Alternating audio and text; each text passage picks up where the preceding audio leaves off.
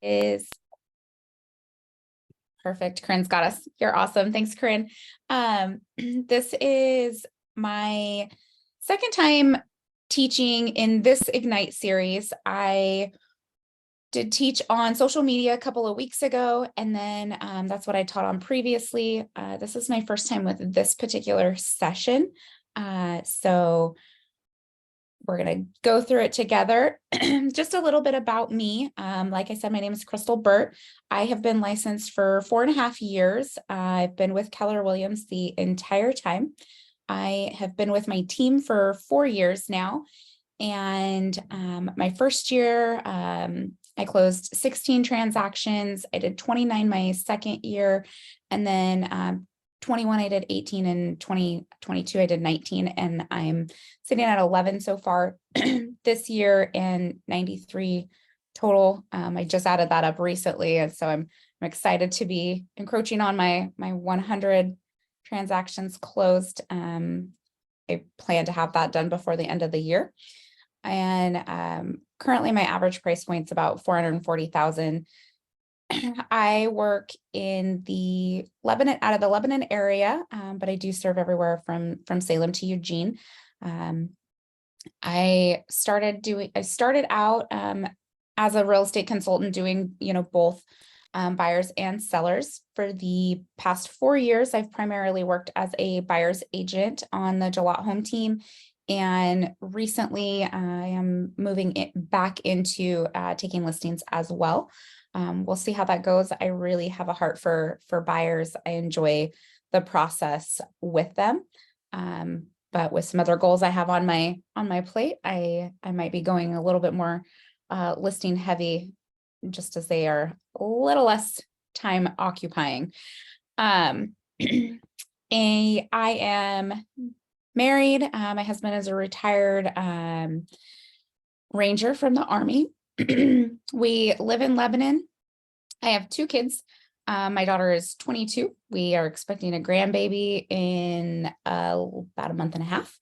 And then I have a 16-year-old son who is still at home, and just a ton of fun. So I got into real estate. My husband got a word from God that I was to join real estate. So that is how I got here. I fought it tooth and nail in the beginning, but I have really enjoyed it. And I love everything Keller Williams has to offer. I love the people we get to meet all over, and just the fact that you really can truly make this whatever you need it to be for your life. So that's just a little bit about me. I see we have Michael and Billy there is in the room, and Melinda also on Zoom, and I appreciate you guys being here today. Just so I know Michael, you did some real estate before in Arizona, correct? Yeah. And Billy, how long have you been doing real estate? So I'm little over 4 months of actually actively doing it. So coming up on 5 months. Congratulations, that's so exciting. Melinda, I'm not sure, are you just a little bit of a fly on the wall today? I'm here now. I just has been having trouble connecting from my computer, so here I am by phone. Oh, perfect. And you've been in real estate for how long? Technically licensed 5 years, about 4 of actually doing it. Awesome. That is great. Well, I know that you guys have all been very consistent through the Ignite program. I know it can seem a little bit long, but it's strategically planned that way, just to not over inundate us, but be able to really, hone in on the skills that we need for this. My very first Ignite session for myself was my first day that I signed up with Keller Williams Mid-Willamette, and they're like, Ignite starting this afternoon. And I was like, oh boy, I have no idea what that means. But wow. It was great. Michelle Mindzinski was teaching that class, and I just really love the energy and the family-like feeling that our market center has had. And I thought that was the same across the board for everyone. But as I've got to know other people within Keller Williams, not every single market center is like ours. And so I just hope that everybody knows like just how blessed we are to have the support that we have from our market center. So I'll hop off my soapbox now, and we will go ahead and dive in here. Talking about making and receiving offers today. Does anybody have any like big wins from like maybe last week to this week, or maybe some wins that you've experienced just maybe even from like Wednesday to today, from session to session?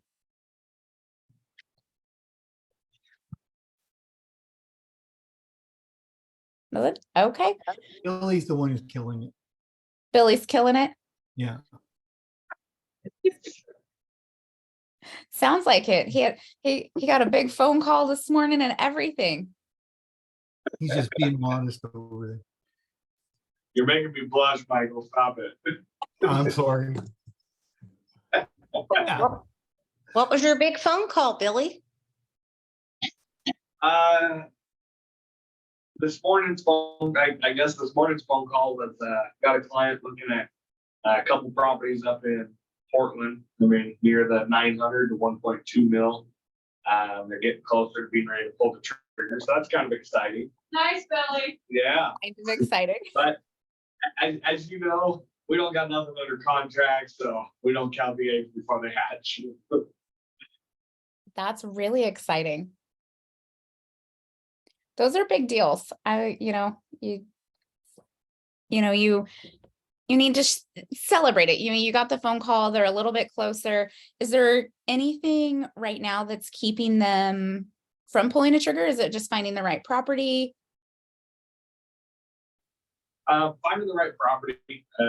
Their money is coming from their father-in-law out of California, who is putting their house on the market in the next 10 to 14 days in California. They live up in Portland already, but it sounds like he comes from money, so he's ready to just pull the trigger and getting them into a bigger home, and they can take time to transition over the next 6 months to get moved in and not be rushed and overwhelmed and have to be out of their house in 30 days, anything like that. So they're feeling a lot better about where they're at, and so they've got a house that checked all the boxes, but it was almost just too good to be true that they want to double check and make sure they're still moving forward in that direction. But looking at a couple others just to make sure before they go pay over $1 million, and not just make it emotionally driven, make it more methodical, that it's going to be the right move for their next 5-year plan. Awesome. That's really, really great. So they're going to make a decision today for you then? It'll probably be Monday by the time the decision is made with family, after looking at a couple houses over the weekend. So Awesome. Well, I believe that's going to go really, really great for you, and you're going to be, writing up that contract for them come Monday. let's hope. Be positive. Awesome. Okay, so one more thing before we get completely started. All of you are signed up for Bold, yes? Yes. Do it, Michael. I've only taken Bold one time. I didn't do it this last time because I didn't want to do the commitment of driving to Eugene.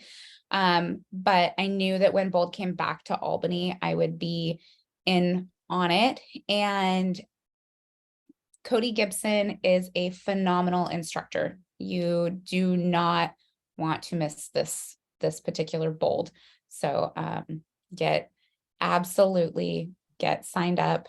The instructors do matter. What they pour into all of us matters. And so, yeah, make sure that you get signed up for that with Corinne. Yeah, I was just about to say, if you want to be signed up, Michael, we can chat after this and we can get you started. And I can talk to you about the reimbursement policy and all of that. But thanks, Crystal, for shouting that out. You're welcome. I'm really excited about it. It's going to be a really, really good one. Hey, Corinne, can you put a note in to follow up? Because I saw a little notation on that presentation yesterday that said you must attend all classes. And there's one class I can't attend. So I'm curious, would that eliminate from being reimbursed for trying to do 4 transactions to get reimbursed for your full purchase? Or is that a suggestion, or is it in concrete? It is pretty concrete, but I would have a conversation with Laura about that to see like what we could do to like make it a Yeah. win-win. Yeah. Because obviously Okay. I don't want you to like not do it if that's like the only hiccup, you know what I mean? But let's have a conversation with Laura and we can figure something out. Yeah. Thanks, Billy. Yep, thank you. Awesome.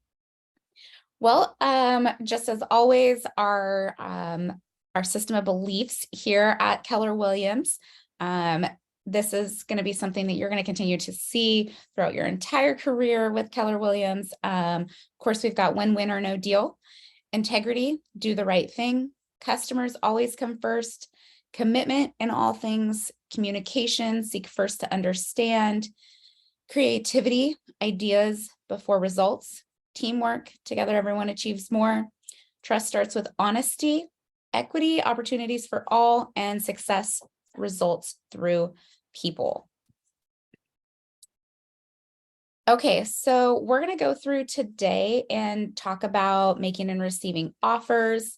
This is kind of an overview here of what the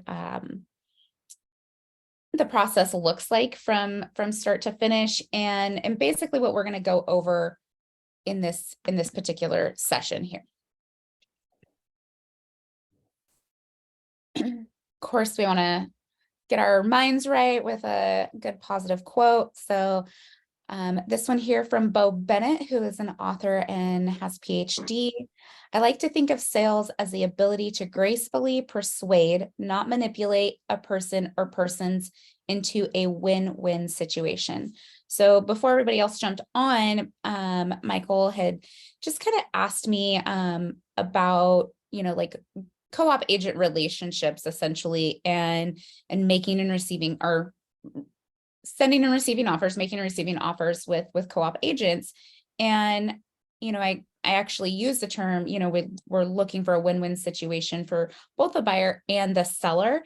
And I really believe that the agents in our area, the agents that you'll be working with, your general population of co-op agents, right, are really seeking for that win-win situation, especially if they're part of our market center. I have not experienced anybody who really isn't looking for a win for their clients and having their clients' best interest at heart. And I really think that our market center truly does embody this quote. So that's really a positive thing. Okay, and please pipe in with any questions that you have along the way. Oops. All right, let me make sure I'm not like getting ahead here. I don't know how this like bumped through 900 slides. 1 second. Holy cow. I know. Well, I did there we go. What in the world? Okay, let's try again. On your computer, you can like slide forward, and that does not work with tap through. Okay, here we go. All right. So the offer process. You found a house, your buyers are ready to commit and make an offer. So the buyer makes the offer. Seller responds in one of 3 ways. The first way is going to be that they counter the offer. So your buyer is made, let's just talk at it.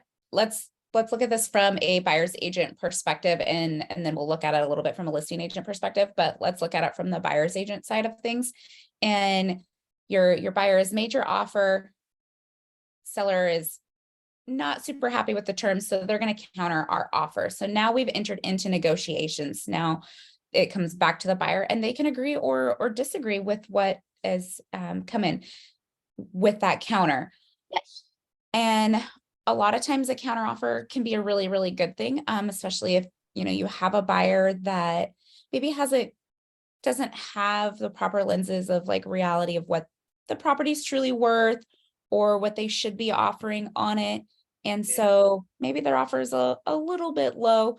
And so the counteroffer is great and great news for us as an agent, because now we're still in negotiations and it wasn't just a complete no and shut down on that offer. The second thing that could happen is they just accept the offer. So great. Now we're not into negotiations and we can begin our contract to close process on that. And then third, of course, the offer is rejected. When I receive a rejected offer, I do ask for the listing agent to provide me with whatever information that they can to let me know why it was that our offer wasn't rejected and what I can take back to my buyers to help them write a better offer next time. So don't just assume that it's a no also at that time, because that feedback can help you again write them a better offer on the next home, or maybe you even have the opportunity to go into backup position, which is a great option for buyers if they really do love the home. We saw a lot of people in backup get moved into first position, last year and the year before. So I always encourage buyers, like if it is offered to you, there's really no harm in accepting that backup position. Now, As asking, go ahead. So I haven't experienced a lot of it. But there was one situation that comes from mind is we offered second position to somebody, but we wanted them to match what the first position was and adjust by like $5,000. Right. And at that point, they were like, I don't want to do it. Is it common to try to get them to match first position, or is it greedy to try to push that, or do you feel the waters and then say, all right, well, you're only $5,000 off, we still want to offer you second position? What's your recommendation how you handle that? Or if there was a $20,000 gap, say a $520,000 opposed to $500 in the second position, do you try to push that meet me in the middle negotiation, or do you stay away from it and just try to get them to be second position at their offer, which was too low? And I had it where clients were pushing, saying, we'll get them to be in second, but at the same price. It's like, well, they're being put on the back burner at the same price. Right. And I get, so how do you handle that? What's your experience with it, or what recommendations do you have?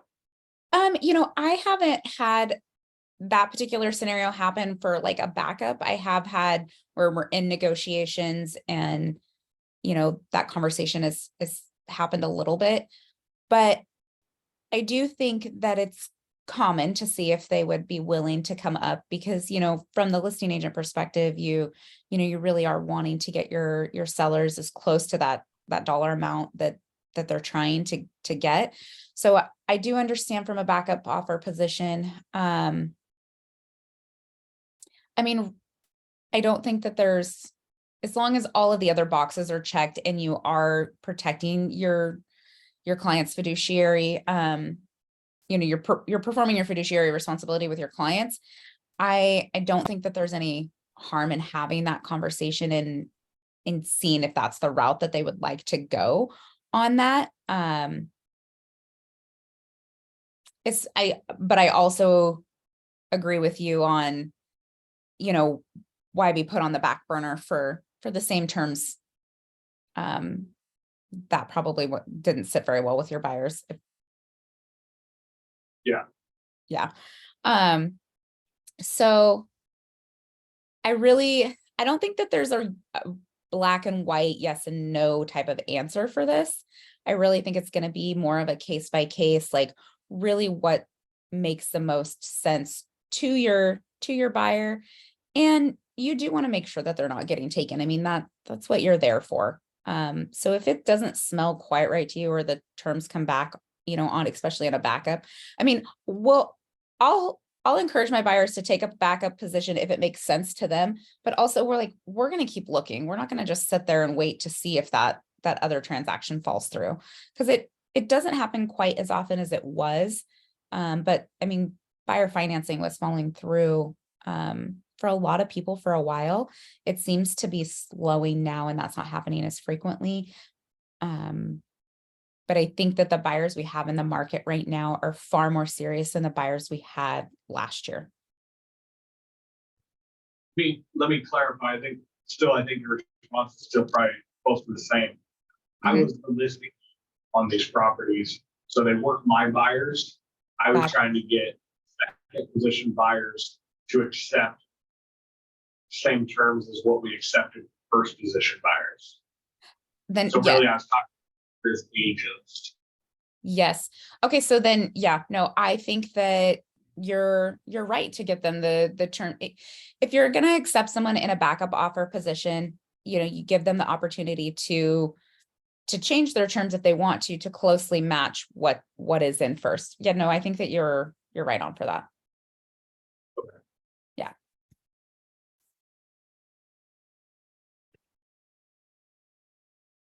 How did that work out for you, Billy? Did you move that backup buyer, or did they accept? What was I want to use this as your The $5,000 one on the local property, they held on and politely declined and kept looking. But we ended up closing with first position. And then the one out of Estacada was, they didn't want to budge on the 20,000. My sellers weren't willing to take 20,000 less in second position, and just said, let's just make sure the first position goes. So both transactions never had a second position, even with multiple offers, because nobody wanted to agree to the first position terms, but luckily we closed it. So it worked out, but it's not always going to work out. So I want to know how to be more prepared to have second locked in and have a plan B in place, but not scare them away. Right. No, I think I think you're on the right track there. I think that those are good, and I'm glad that those worked out. Yeah. Does anyone else have any ahas? Nada? Okay. All right. So let's talk about writing the offer. Has everyone had an opportunity to write an offer, whether that be here in Oregon or elsewhere? I've written offers. Yeah, perfect.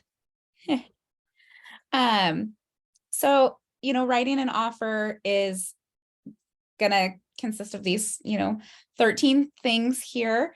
And you should have in your Ignite handbook, your participant guide, a prepare an offer checklist, which is a really great tool when you're new and you want to make sure that you're checking all the boxes for creating the right offer for your clients.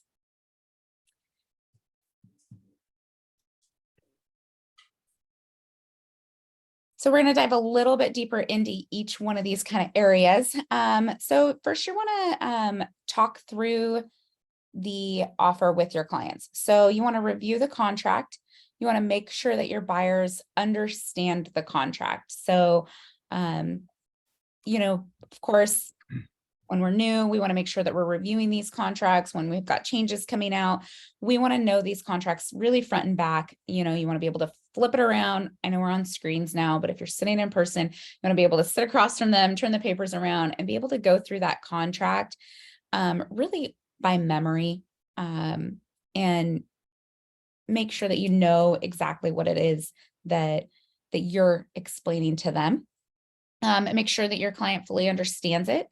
You're going to review the details like your price, your closing date, your inspections, contingencies, conveyances, things like that. And then know what's going to be essential in your area. So, if we're doing, a rural property, if it's outside of town, make sure that we're aware of the well and the septic and anything else that might come with some of our complex, out of area properties here. Also know the standard and common terms for offers in your area. Sounds like a couple of you are working like in other areas of Oregon. So, you're going to run into some different things, radon testing is important, anywhere, but you've got certain pockets of Oregon where it's going to be an actual issue versus like maybe Lebanon where it's not. I had some clients a couple of years ago that relocated here from Arizona, Michael, and they didn't know anything about well and septics. Like it actually kind of terrified them a little bit, but they wanted some property. So, they're going from, a postage stamp, in Arizona to, 5 acres outside of Eugene. And it's a completely different lifestyle for them. And so just knowing what is standard and common for our area and being able to alleviate any of those unknowns for our clients is really important. And then, of course, we want to avoid any sort of rookie agent mistakes. I'm sure there's no rookie agents here. So when you talk about some of the terms, yeah. I feel like when I discuss things with some agents and I discuss an escalation clause, some agents take that as, oh, I hate that. I'm not dealing with that. And some are like, absolutely, put your escalation clause in there. Like I, from my perspective, being new to the industry, what's the downside to writing an escalation clause? You fight for your client, but you come to the party to match if you have to. What's the downside and why is it taken almost offensive to listing agents? So there's more work on a listing agent side, with an escalation clause. So that's going to be one of the downsides. From a buyer's perspective, really the number one downside is you're showing all your cards at once. So, if you are trying to come in maybe a little bit lower, but you're like, oh, but I'm willing to go up another, $50,000. And so it really just tells the buyer or the seller right there, like, hey, look, we actually can afford what you're asking for, but we're trying to get it for less. So that would be really, truly the only downside, in my opinion, from a buyer's perspective. On a listing side, and I'm not an area expert in this, I think any opportunity to get your seller top dollar is always what's going to be in the best interest of your seller, obviously. But there might be other terms and conditions that they're trying to meet, and it's not necessarily price for them. Maybe it's timing. I like escalation clauses, so I don't feel like I can give you a very good, like, here's the reasons not to do it. I think that it just comes down to personal preference, and some sellers maybe just don't want to filter through that kind of stuff. But I do think it just kind of can create more work. So what I gather, if I'm understanding what you're saying, is because some agents are lazy and don't want a little bit extra work to deal with it on the listing side. But all in all, the downside could be you show that you're capable of paying more for a property, but without them showing proof that they have another offer to match it, it doesn't activate. Is that how you present your escalation clauses? Like they have to have proof of what the competing offer is? Yes. Yep. So and let me see if I can pull that up really quick. I keep just like a note on my phone of different like specific offer verbiage to like pop into an offer. So for me, an escalation clause just looks like sales price to be X amount of dollars with no seller concessions towards closing costs. If a competing offer is considered and the competing offer exceeds this price, the buyers are willing to pay X amount of dollars more than the competing offers not to exceed the sales price of X, seller to provide written evidence of competing offers. So yeah, Yeah. they can't enact that escalation clause without providing that there is one. Now they can just reject your offer altogether. That doesn't ever have to be enacted. And I do preface my offers that may be borderline insultingly low, where maybe somebody hasn't, heeded my advice on that property. I do let it be known, like, we'd rather see a counter rather than a rejection. Like, just don't tell us no right away. If there's something you're not happy with, like, let's see how we can bring that together. Okay. Another thing I was thinking about that we did recently on a place in Brownsville is we wrote an escalation clause, but we said we are not competing with contingencies when we beat the next highest offer. Because if it's contingency, it's not a strong enough offer. So we kind of put the verbiage in there. I don't know if that's recommended. It was kind of like, we'll compete with cash and conventional, but if you got a contingency, I don't think you're playing on the same playground. I don't think that you're wrong for that. I think that I mean, you're right in saying that. Like, it's, if somebody has a contingent offer, your offer with no contingencies, conventional, I mean, it's better for the seller all around. I have a Okay, question. good.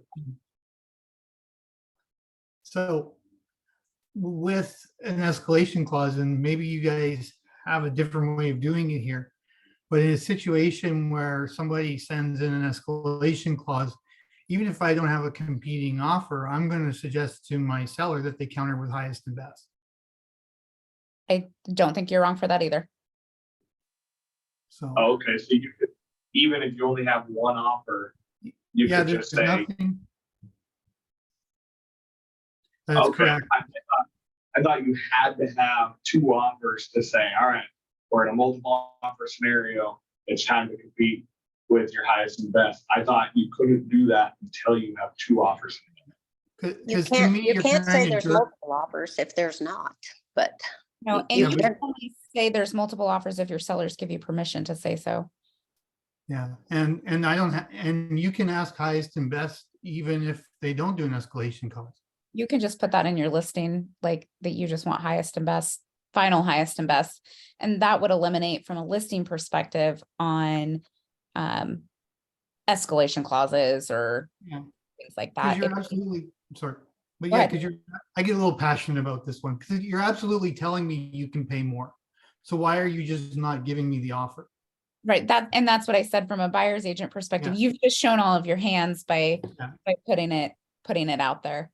I personally, when I represented buyers, I did not recommend escalation clauses because for that very reason.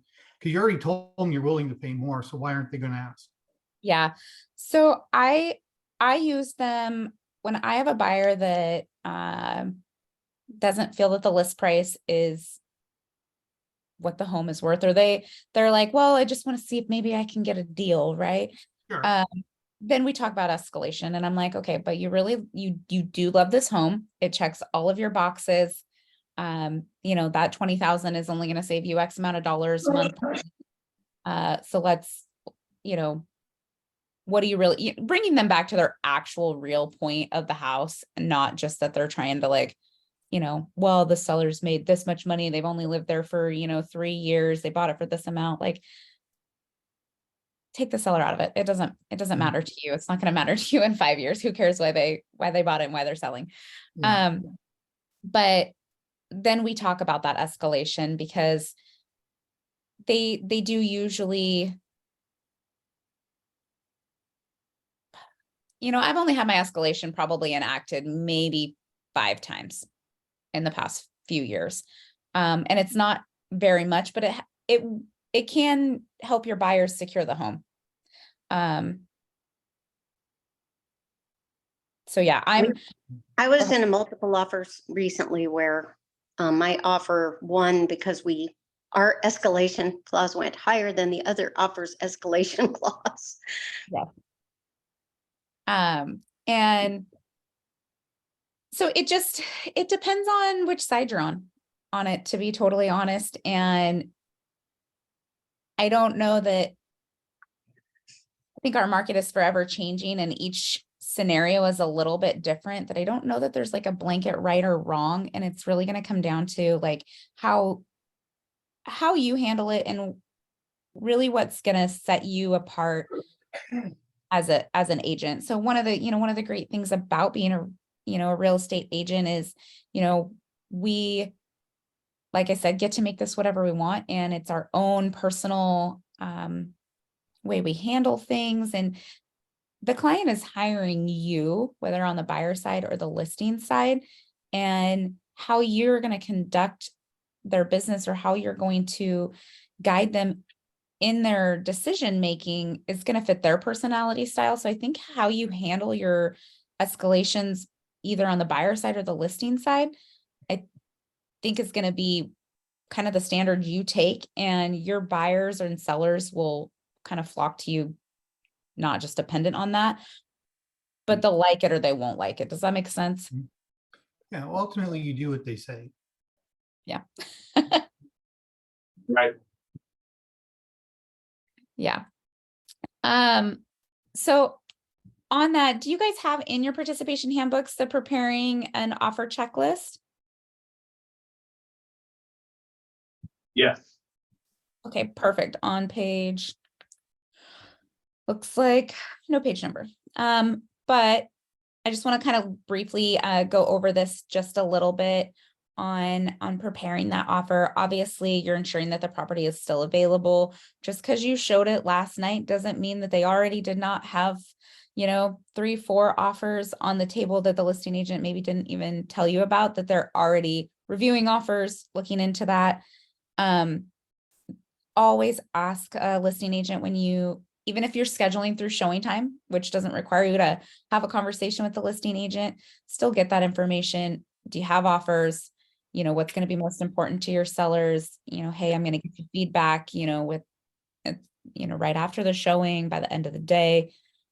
Build that rapport with the other agent. Like I said, you really want to be a co-op agent of choice. Your relationship with other agents can make or break a deal. When those listing agents get an offer from a buyer's agent, if they have had a terrible experience with that agent, they're going to tell their sellers about it. They're going to say, you know what, I've never gotten to the closing table with this agent, or, they're difficult the entire time. They will most likely share that information with the seller. So being a good, well-rounded agent on that side is going to be important for you and for your clients. So building that rapport. Inquire about the activity. Ask the listing agent how many showings they've had on the property. If you saw that it just had a price reduction, or if it's had, 3 or 4 price reductions, you're knowing that those sellers are pretty ready to get out of here and probably come to terms with just about anything, as long as it makes sense for them. Inquire on other offers on the property.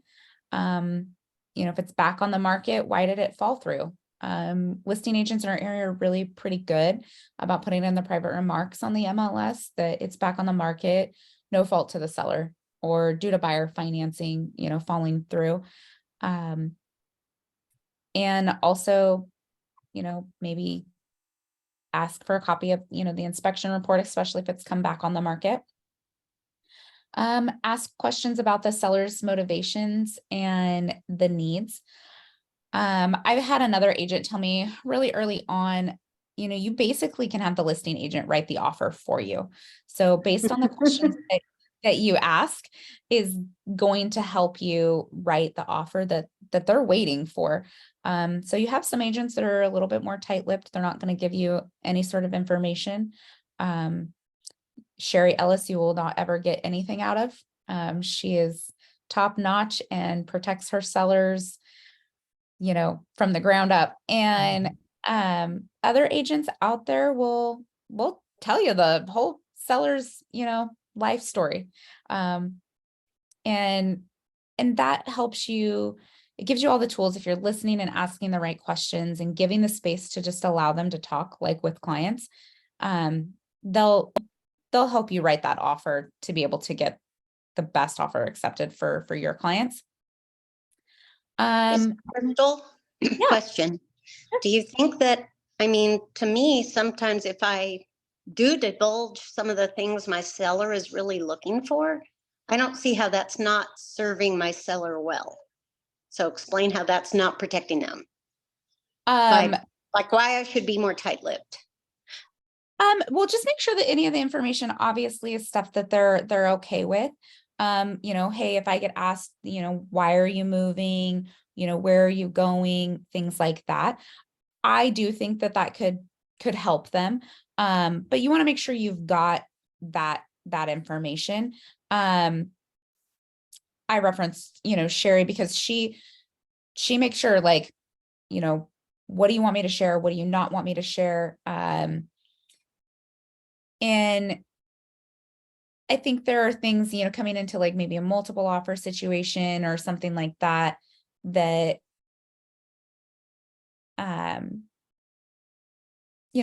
say that they're like moving into a retirement home or something like that, that I don't know that it could hurt or help them by sharing that information. But it could maybe tell people, okay, well, maybe a buyer feels like they could get the home for less, or I think it's just being cautious of what you're sharing of theirs. I think that's mostly it.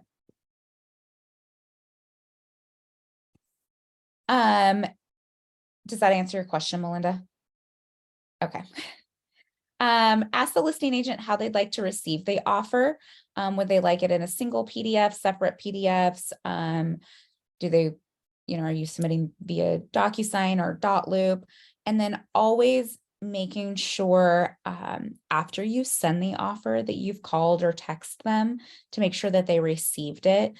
Our email is really, really good at helping us filter spam. And so if you don't have, if you've not already previously had correspondence with that agent, quite often you'll end up in a junk folder and they'll never even know that they got your offer if you didn't let them know it was coming.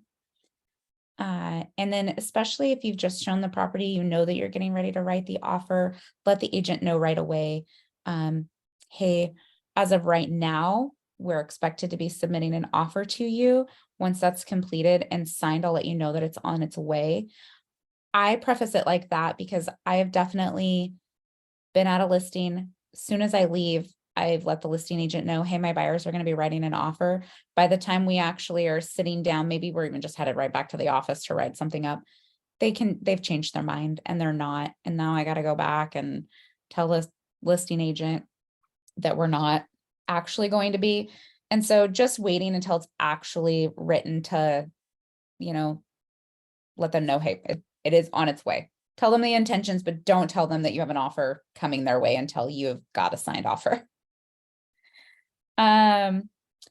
Make sure you've got your buyer's pre-approval from their lender, or proof of funds. So, like Billy's got that contingency with sellers out of California, good communication with the listing agent out of California, wanting to know, because this would, help him on making his offers, what are their strategy and their plans to get that home sold or on the market, and making sure that you're sharing that information with the listing agent, especially when there's, multiple dominoes in place.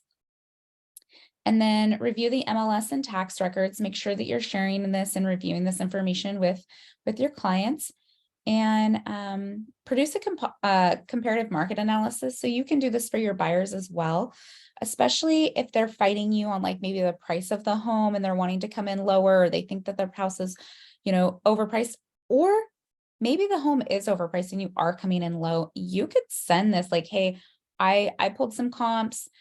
This is what I'm getting. This is what my buyers would like to offer. That is not always going to go over well with a listing agent because you are telling them like, I don't think that you have this house price accurately. But sharing that with your clients so they are making an educated decision on what they fully want to offer on that also is something really great to do. And then of course you want to obtain the seller's property disclosure statement and any other documents that are needed. When you are taking listings, providing as much information and associated docs is so helpful for buyers and for buyers agents. The more information that you can get for your buyers and that your sellers can provide for their buyers is going to help everyone all the way around.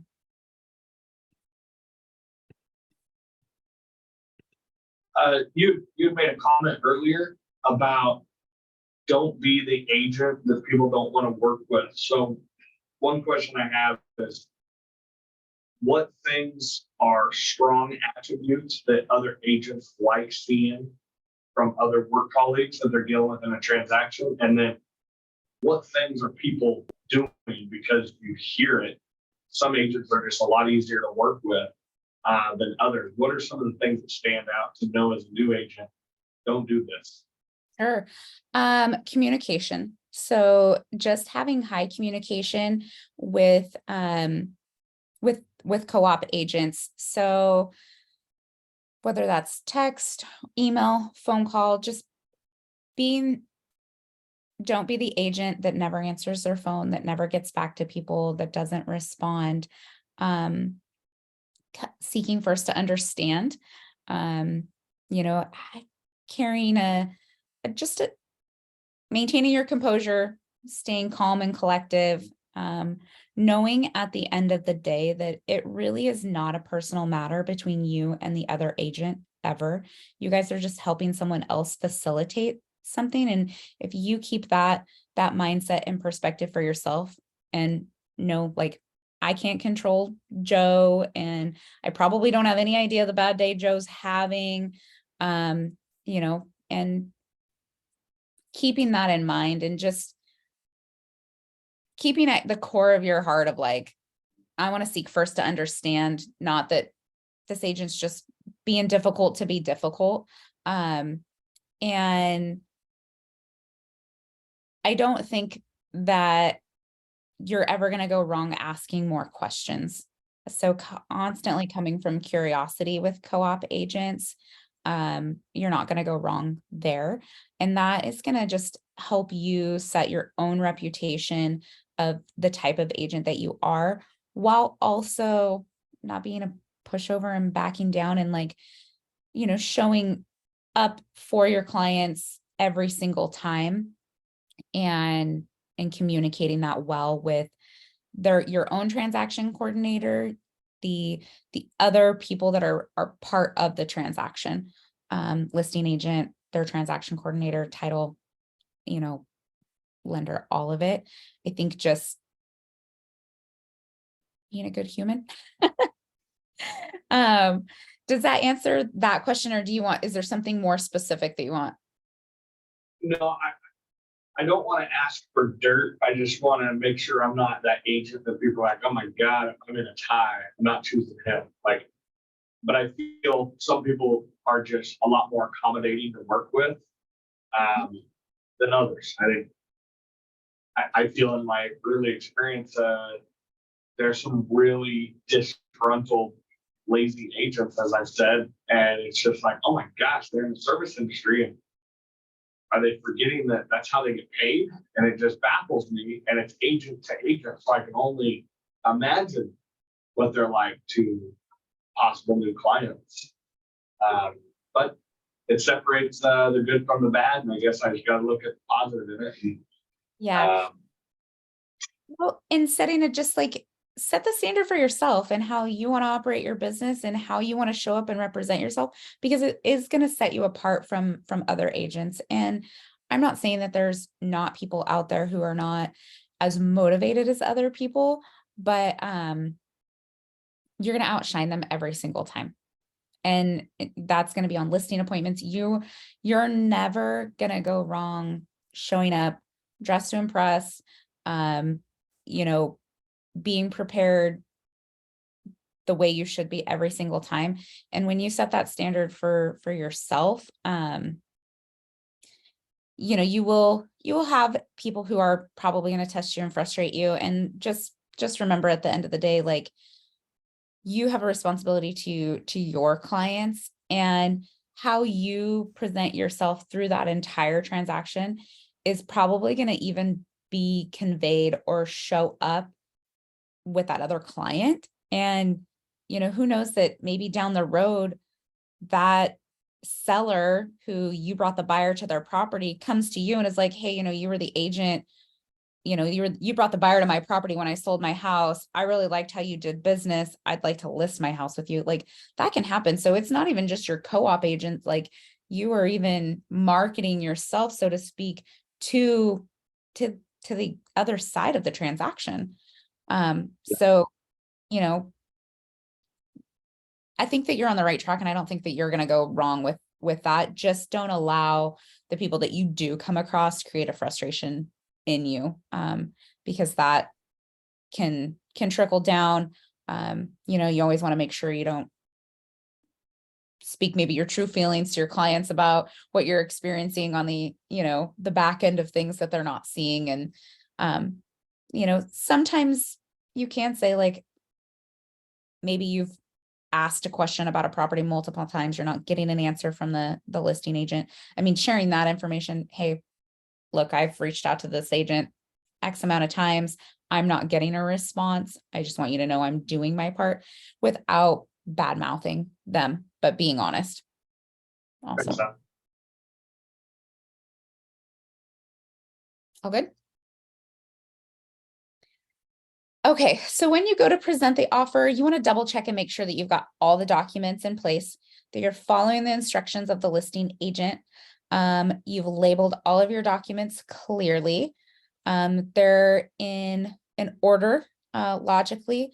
You do an email summary. So when I submit my offers, I have a templated email.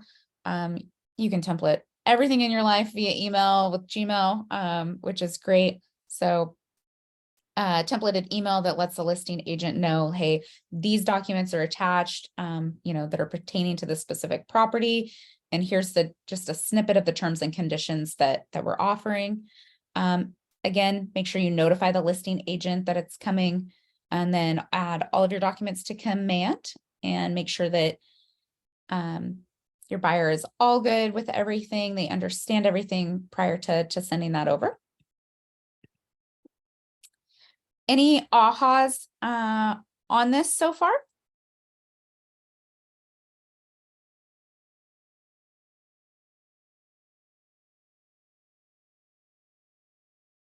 Okay, so in your participation guide, it says pair up with a colleague and talk about things that are important with the seller. Since we're kind of in a little bit of a different setting, what are some questions that you could ask a listing agent when you are preparing an offer for them?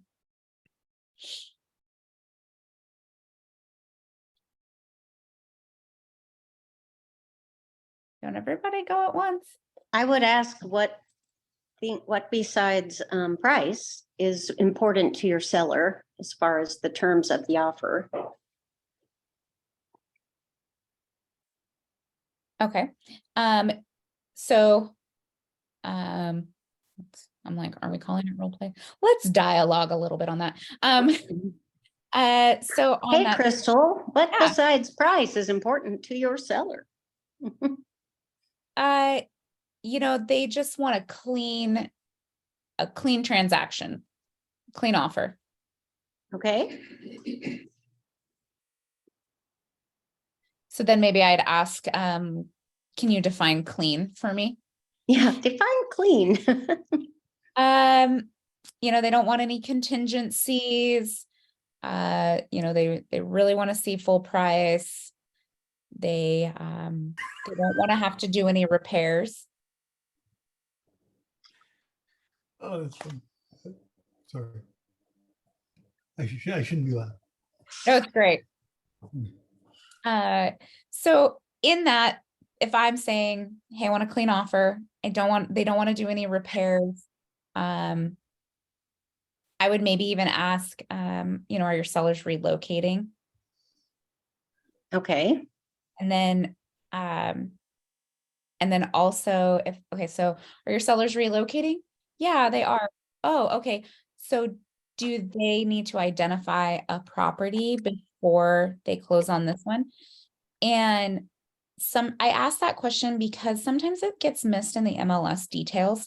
And if I'm representing a buyer on a property and the seller still has to identify a replacement home, like that changes a little bit on how I'm going to be making my offer. And also it's going to put a little bit more risk in the transaction for my buyers. And that really needs to be disclosed upfront. So do you say, like, in most cases, I have yet to have a buyer ever waive the inspection contingency. And I don't really recommend it for my buyers either. But if you're getting, like the agent says what you've said to me, do you say, well, my buyers are still going to want to have a home inspection. However, they don't necessarily plan, they can put in the offer something about not asking for any repairs. Yeah. And I think that that's a good option. So yes, absolutely. I don't ever advise for anybody to not perform inspections, but I have had buyers that, yes, I want to do a whole home inspection, but I only for my own knowledge, not for any repairs. Right. And then as we both know, sometimes things are negotiated later after that inspection. Yes. That is very true. Or maybe we use the verbiage of, just we're only going to ask for lender required repairs.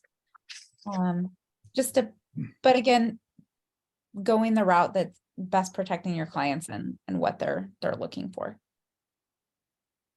So something that I experienced recently that kind of got thrown back at me as a listing agent, they wanted to negotiate more of a discounted price after everything was settled. We're wrapping up the inspection period, more of a price on the roof. And I'll just throw out a number of the roof bid that we submitted with the listing said, hey, the roof's due to be repaired in the next 3 to 5 years. It was a $16,000 bid. We got a high bid. It could be done for less, but I'd rather have a high bid in there and just say, hey, we're telling you about the roof now before you even move forward with making an offer. We're trying to be upfront about anything we knew about the property instead of being reactive. We got into negotiations and we told them before we accepted the offer, like, we're not just going to go, we've reduced the price of the home, keeping the roof in mind. We're not going to sit here and take an above asking price. And then all of a sudden you turn around and you want half the roof paid for. We've already factored in the forthcoming repair cost of that roof in this price. But nowhere in that listing did I say property is sold as is. So he agreed to that verbally. Long story short, we get deep in the transaction. Now he wants $8,000 towards a roof credit off the price. We ended up meeting at $5,000 and fixed a couple other things to just show that we're wanting to show that there's give and take in the transaction and be a two-sided transaction. But we told you from the beginning, we're not paying for half the roof. We were upfront. We told you what it needs. There's no leaks. The house in current condition is working great. So it kind of came to a standstill. And he pretty much said, nowhere in that listing did you say the property is sold as is. So it's not a get out of jail free card just because you listed a quote for the roof. So I want to know, like, from your perspective or experience, you put property sold as is on everything to eliminate that, or was that just maybe an agent trying to flex a little bit?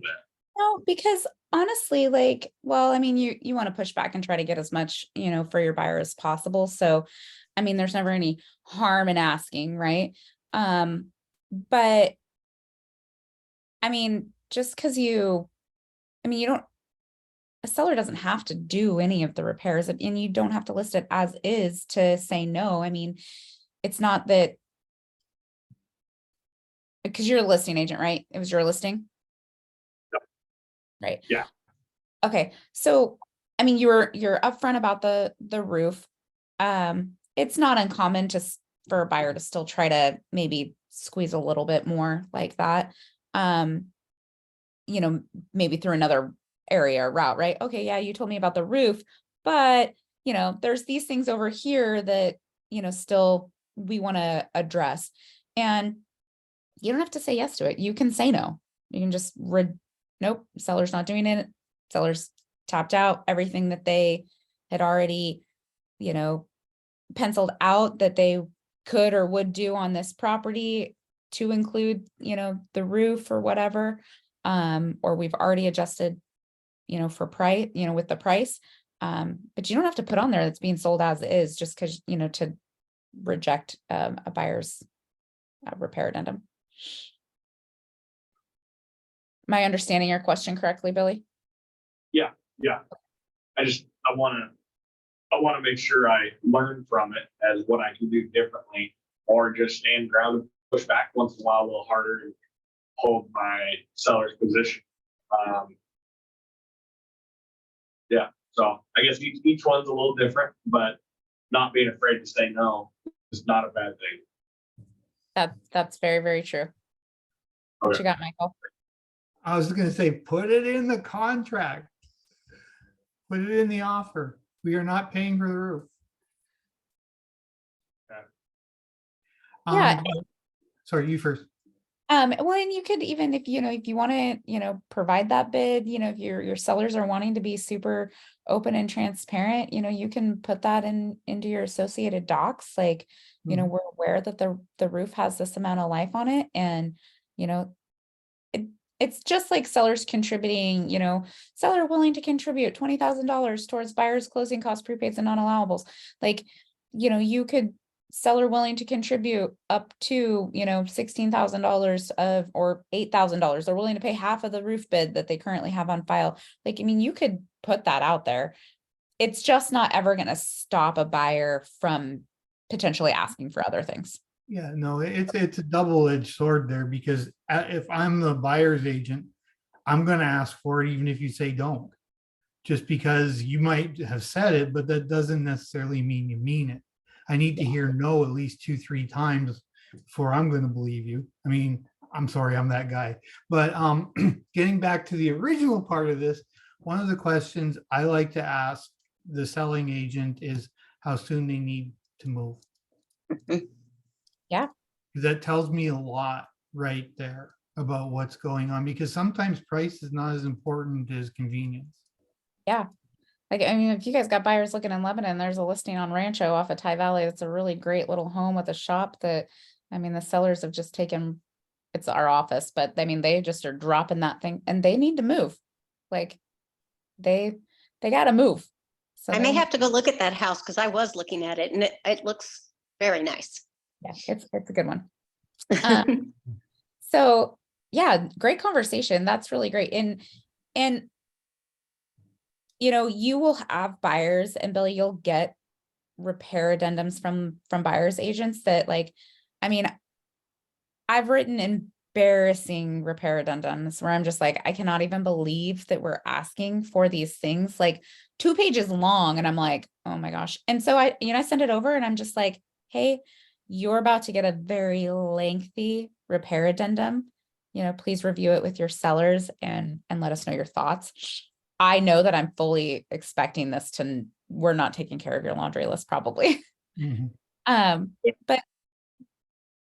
But I have to write what my buyers, even if I've, advised them like, hey, that's really not something we can do. And I want to tell you this, from a buyer's agent perspective also, is as you're building your list of your preferred vendors, make sure you're going on your home inspections, make sure you're working with people that are known in the community and stuff like that, because you have certain inspectors and certain companies that they explain things really, really well to the clients, especially if the clients are there and present, and in a way that, maybe they're less alarming. Or they're an alarmist, right? And there are certain home inspectors that, like, basically, you've got that whole list of things, and rightfully so. We want them to inspect the home very thoroughly.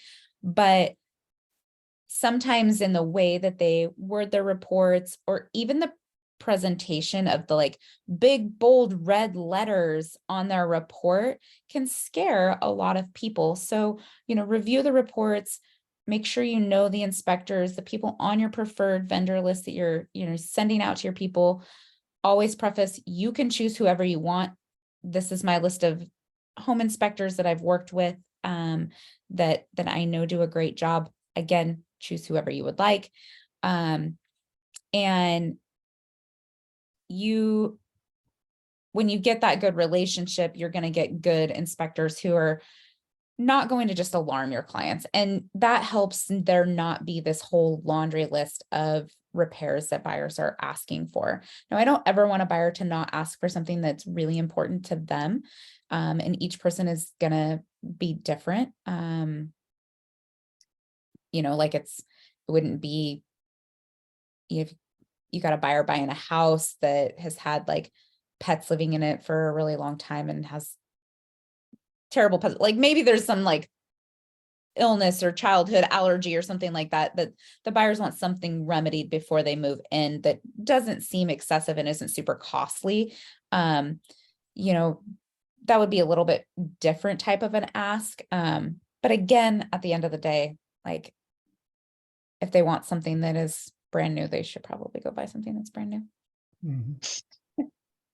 So, And I like what you said at the beginning of that is, as agents dealing with other agents, one of the things that we always, I believe, need to remember is we are only doing what we're instructed to do. So when you're talking to another agent and you're getting frustrated, remember it's their client that is asking them to do it, and they're just doing their job. So Yeah. And don't get hung up on the, if you've got an agent that maybe wasn't like super friendly. I don't, in our market center and in our area, really, like I said, we have really great agents. They are very great co-op agents. If they're being difficult, it probably has nothing to do with you and probably has nothing to do with the client. They probably are just going maybe through something that day. And I had somebody who's been in the business for a very long time say this to me early on, is that in regards to clients, sometimes they just really lose their mind through the buying of real estate, and they could be your best friend. And by the end of it, like you might be like, oh my God, I don't even know if we can be friends anymore. But buying and selling real estate, it can be extremely stressful for some people. And just remember at the end of the day, like to not take it personal. Like it doesn't really have anything to do with me. And give yourself a 5-minute funeral if you need to. Like there are some difficult people, I've definitely had difficult conversations with other agents, but really strive to pride yourself on being the type of agent you would want to work with on the other side of things, and always giving that type of feedback and interaction with the co-op agents, your vendors, your lenders, things like that. Even on a listing side, like it's good to know the lenders, because it's going to matter to you when you receive a listing. If you've got a listing from local Greg Bolton with Landmark Mortgage, or you've got and you got an offer and he's the lender on it, and you've got another offer and it's freaking Rocket Mortgage, right? So like which one is a listing agent? Or you're like, okay, well this one might be 5,000 lower than this one, but I know for sure that this one's getting to the closing table. I don't know who I'm working with at Rocket Mortgage that's gonna, now I have had some good ones with Rocket Mortgage. I'm not trying to just bash on them, but that this one's likely going to get there. And I'm going to tell my sellers, hey, I've closed so many deals with this lender. I know that he gets it done. This is a little bit of a wild card, even though it's 5,000 more. Which one are you wanting to go with? And that's going to matter to you on a listing as a listing agent. So getting to know those people, even though like you're not working with them as a buyer's agent necessarily, but you'll you'll get to know who's for sure going to fight to make sure you get to the closing table and who takes good care of their clients and their agents.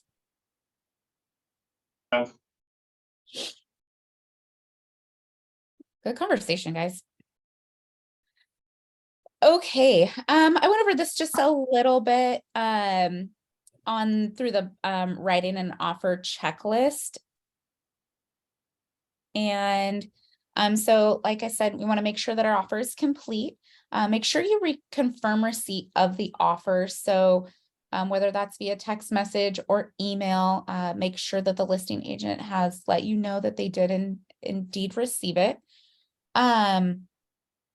Also, you're going to want to create a summary of your offer. Well, I'll get it to them in a timely manner, create a summary of it. If you're the listing agent, make sure you're calling the buyer's agent. If you have any questions, call the lender if you're allowed to verify the pre-approval. Super important to do on this. Hey, you know, how solid is this pre-approval? For me personally, I've battled a little bit, especially when we were in our peak of multiple offer situations in 2020 and part of 21, where my VA buyers were just getting beat up every single time.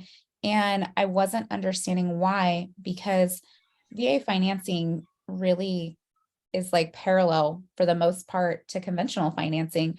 But there is a lot of other agents out there that because of the appraisal, and this was during the time where things were going a little bit over, but just because of the way the appraisal system is structured for VA loans, because they're there to protect the veteran, I was getting a lot of pushback on it being not as strong of financing as conventional financing, which is inaccurate because VA doesn't mean a lesser type of loan. It's only considered VA because it's a benefit to the veteran. So just making sure on both sides that you're really well educated on your loans and your loan types. Take a couple of classes, make sure that you really truly understand the differences in each loan type. And I probably take it a little bit more personal because my husband is a veteran. And so I'm like, this is not okay. So I made sure to educate myself on that and the different loan types so I can advocate for my clients on that, because sometimes just because your client, you know, you've got an FHA loan versus a conventional, and they're like, well, we're going to go with a conventional offer. And it's like, well, the clients qualify for conventional, but it's making more sense for them to go FHA right now, you know, with a rate. So having that conversation with the listing agent, but also as a listing agent, asking those questions from the buyer's agent to get more clarity is like, hey, like, I see we've got an FHA loan instead of conventional. Depending on the condition of the home, there's so many things. So just making sure that you're having this really clear, open communication. If you have any questions about anything, you know, asking the listing agent, and then also, you know, not being that agent that it's just like, well, it's listed on the MLS. Provide as much information as you can on the MLS, but just know that having those conversations and connecting with those other agents is going to benefit you not only for that transaction, but in your future as well. So if you don't, you know, if you're taking a call from them and you don't have time to give them your full time and attention, you know, maybe just put a pin in that and call them back in like, you know, 5, 10, 15 minutes, you know, when you have the time to give them a good 5, 10, 15 minutes to answer the questions, because it's going to save you a lot of time and effort once you get under contract that you've got those things clarified in the beginning. And then create an outline document to reference when you call your sellers. So when you're presenting your offer, every time you're wanting to give them a weekly update, that you've got all of that outlined for yourself so your calls can be quick and efficient. Is it is it disrespectful to ask for fast turnaround times when, let's just say, scenario, I know this house has an open house on Sunday and it's Friday night and I want to get a response by Saturday night at 7 p.m. because I want less eyeballs on the property. I want less offers to compete with, and I want them to get under contract quickly so we don't have another competing offer and give my clients the best chance. Is it disrespectful to have that conversation with the agent and say, hey, I know you said you want 48-hour minimum time, but we want a response tomorrow night because we need to know if we're going to look at other houses on Sunday. Just to be blunt. Double-edged sword, and I'm right there with you. I'm like, I would like an offer immediately on my response. The listing agent wants to get as much money for their seller as possible. So they are probably going to have that open house through the weekend. Now, I push as hard as I can without being too pushy and putting a bad taste in someone's mouth on that. So, hey, Billy, here's my offer. You know, my clients and I have prepared this offer for you. I know you have an open house on Sunday. My buyers are really super actively looking for a new home. They love this one. It's at the top of their list, which is why we've written you an offer. I will let you know we are going to continue to see other homes this weekend. We also plan to see, they're going to 3 open houses of other homes that could potentially check the box on this. I know that I'd really like to see them get into this house and not have your sellers be out in the heat all day on Saturday or Sunday while you're holding that open house. Is there any way that, we could maybe get a response on this offer prior to your open house and save your clients some time, save you some time and get this under contract and get them moving? I think that's a great way to present it because I'd want to dangle the carrot to the listing agent to say, hey, you don't want to do an open house on Sunday. I don't want you to have to do an open house on Sunday. Let's get this thing under contract on Saturday. Yeah. So I like the approach. Yeah. And make sure that the offer, if you're going to come at it from that perspective and you're wanting, your buyers need to be putting together a good offer. So, don't come at them Friday evening with a 24-hour turnaround and you're coming in $10,000 low and you also don't want them to have their open house on Sunday. If you're a listing agent, you're gonna be like, no, we're going to have our open house on Sunday. We're going to try and get you multiple offers. We're going to get you top dollar. I recently wrote an offer that not only beat the open house, it beat the house coming to the market at all. It beat pre. That's good. Kind of a fortuitous set of circumstances that my buyer really wanted to buy in the neighborhood where they were living. So they just happened to drive by and see an estate sale happening. So they went to it. And from then it was just a series of strange coincidences. like the seller was moving to the same foreign country that my buyer is from. That was interesting. It's in South America. It's not a country everybody moves to. And just a series of events. But we basically kind of did what you said. We wrote a really sweet offer because we asked, and the listing agent is a friend. We're not like best friends, BFFs, but we're well acquainted. And so as they found out, the buyers found out the listing agent from the seller who didn't have a signed listing yet or anything. But anyway, so I called her and said, got some buyers really, really interested. Will your seller look at offers in pre? They weren't even in pre, by the way. And and she said, well, let me talk to them, blah, blah, blah. And she had the usual talk with your seller that says, probably not a great idea to take an offer in pre. You probably want to go to the open full market, just like I would tell my sellers. And so I went back to my buyer and said, this is what she said. And this was their, I think, 9th offer on a home. And they had been, I guess you could say, cheated out of even writing an offer on several homes that had gone under contract while in pre. So they said, we want to be that guy. So anyway, they were tired of being on the other end of it. So we wrote a pretty superb offer, and we got accepted before finally it went into pre. So, Well, and that's another good thing too. I love that you brought that up because it it is a great way to, first of all, get your sellers some traction, get them into that, that coming soon pre-market status.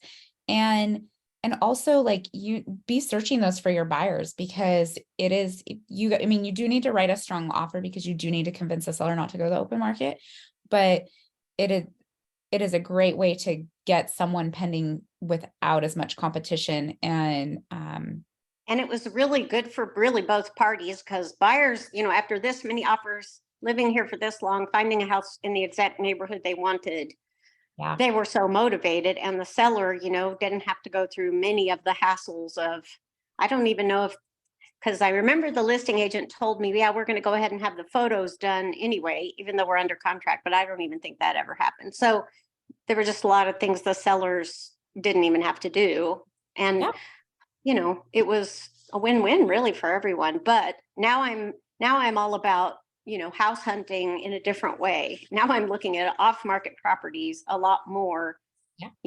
If buyers are, I have to talk to the buyer and see exactly what they're up for.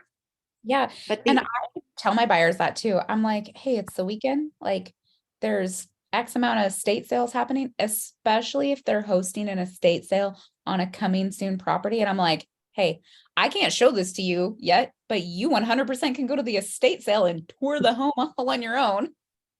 Yep.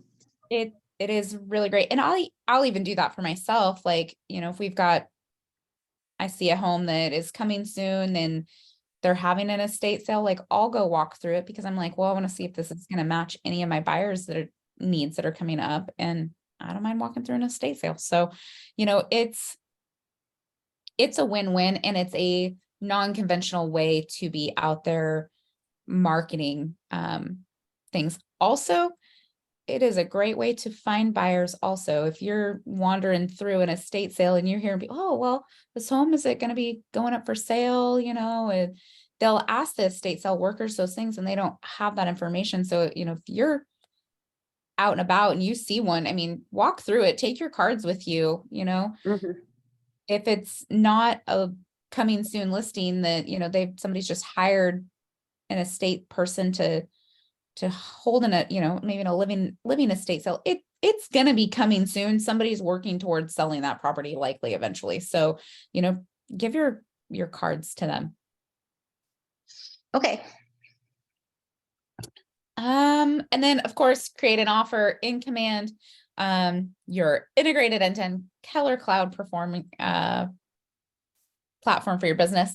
Command is a really, really great tool. Sounds like there's some really great updates coming through there, but of course you want to get that in there, make sure you stay compliant and receive, review, and respond to the offer. So now we're working on reaching a decision. Let's see here.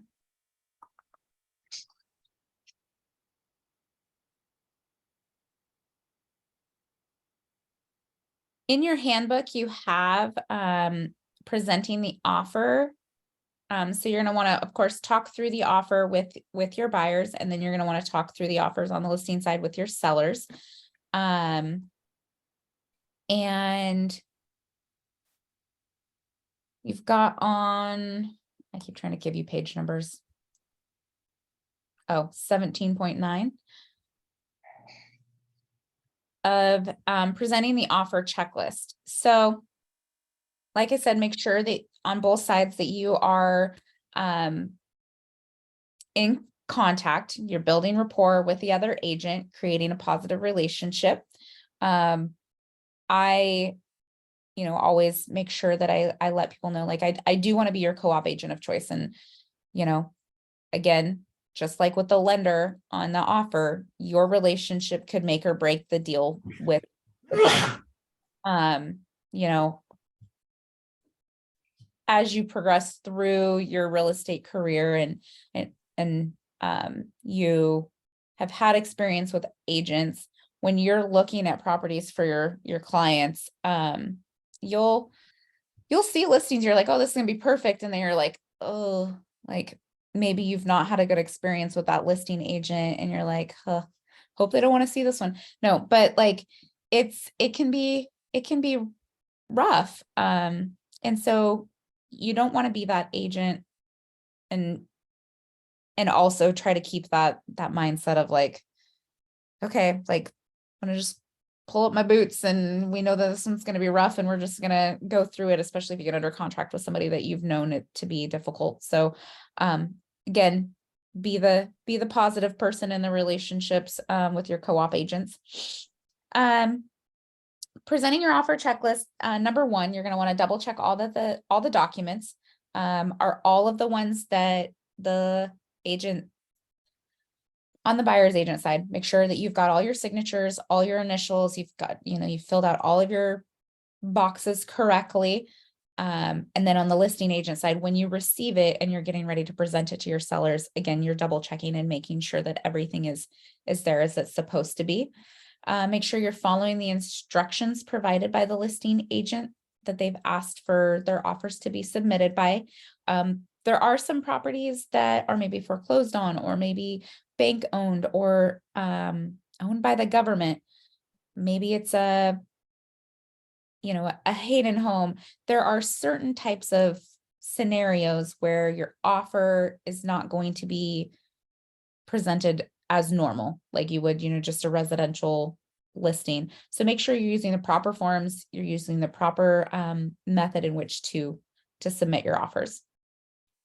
Make sure all your documents are labeled clearly, document name and with the buyer and the listing agent.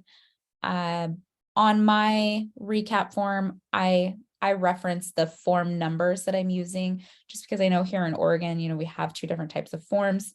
You cannot mix and match those. So making sure that you're writing on the correct forms and that all of your documents are on those forms. And then put them in your, the logical order. So your offer overview, and then your buyer,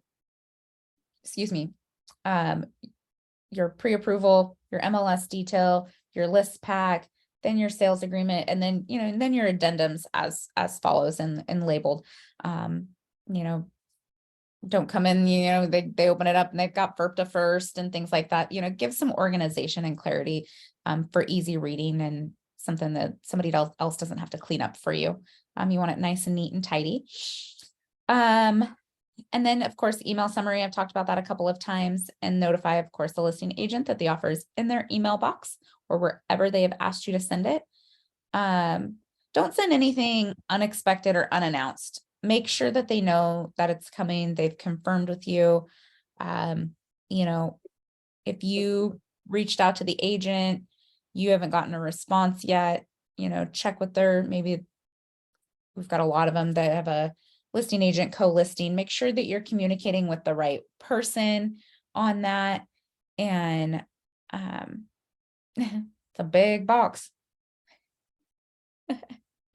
And that you want to make sure your offer was really truly received. And as a listing agent, check your spam box also. Like, not that you're having to like dig around and look for offers, but you don't want to miss a really great offer that, maybe an out of area agent didn't tell you it was coming, but it's a really great one for your seller. So, check through your spam and things like that. And then make sure all your documents are in command, that your opportunity is updated. And then give feedback to your buyers or your sellers. From a buyer's agent perspective, let your clients know I've submitted your offer.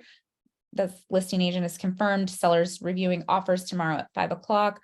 We are expected as of right now to receive an answer by 7 p.m. tomorrow after they've reviewed offers. I will let you know as soon as I have that response. And then they are going to be chomping at the bit at 6:30, at 6:45, at 7, and sometimes you don't get a response by that 7 o'clock, but you're, gently reaching back out to the listing agent, hey, 7 o'clock, you said you're gonna, have us a response. I'd love to be able to give my buyers an answer this evening. And if you're planning on, as a listing agent, you're extending your offer deadline, communicate that with the buyer's agent as soon as you have that knowledge. So that way they can send over the necessary offer extension deadline addendum. On the next page in your handbook, there's an email summary for listing agents, just as an example. This is a really great template for you to use. This is kind of like what mine looks like as well. So this is a really good one for you to kind of just take and make your own on. That would be really, really great.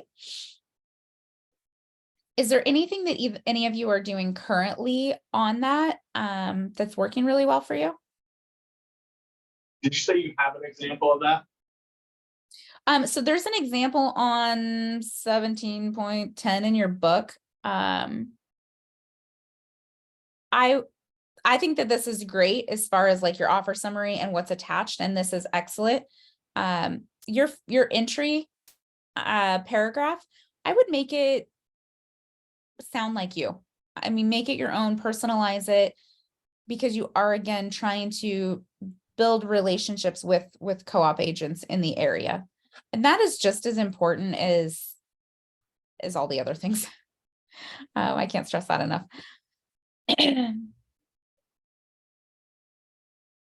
Do you see that example in your book, Billy?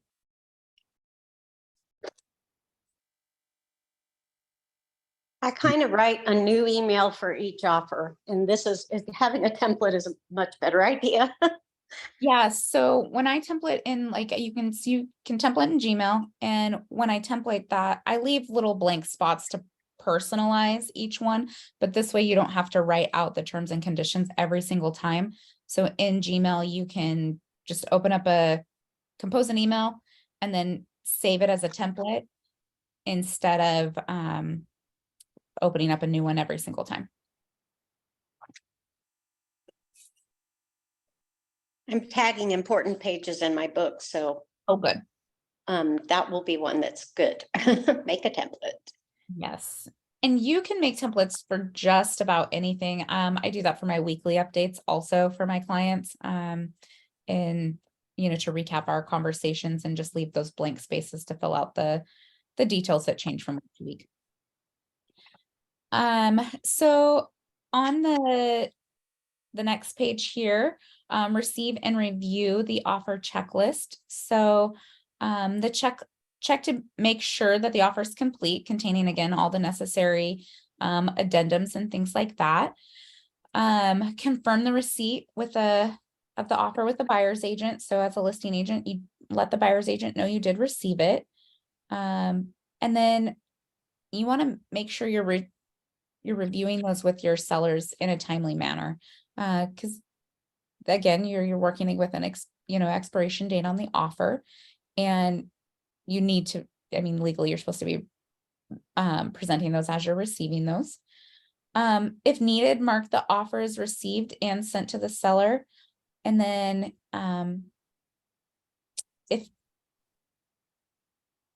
if the time is immediate, email the offer to your clients, let them know that you'll follow up with the executive summary, but like maybe you're on the road, maybe you're at a listing appointment, just getting that over to your sellers to be able to review, so you can go ahead and forward that on over to them. And then you could create that executive summary for them as soon as you're back to your desk. And then again, call the buyer's agent and gather any more information that you might need about the transaction. Remember, you're not asking for like personal things about the buyer, but introduce yourself, thank them for the offer. How long have your buyers been looking? Have your buyers, been pre-approved? Now, this is, again, if no pre-approval is attached. I do not recommend sending offers without pre-approvals, but maybe you need an updated one from a lender and you're not getting a response from the lender, and it's, later in the evening or they're in a meeting. I will include my lender on my offer that I send over. If that's the case, I will just include my lender in that and say, I will just add that verbiage of, I've included the lender in this. She's following up, by 5 o'clock today with an updated pre-approval. And maybe it's just, we need to change the price on it or something like that. And on the buyer side, ask your lender for multiple letters with multiple price points on them, right? So if they're searching, hey, we're 400, 450, 475, 500, get letters for all of them. And that'll save you if you can't get a hold of your lender at a certain hour. And working with local lenders that don't keep bankers hours is always really great.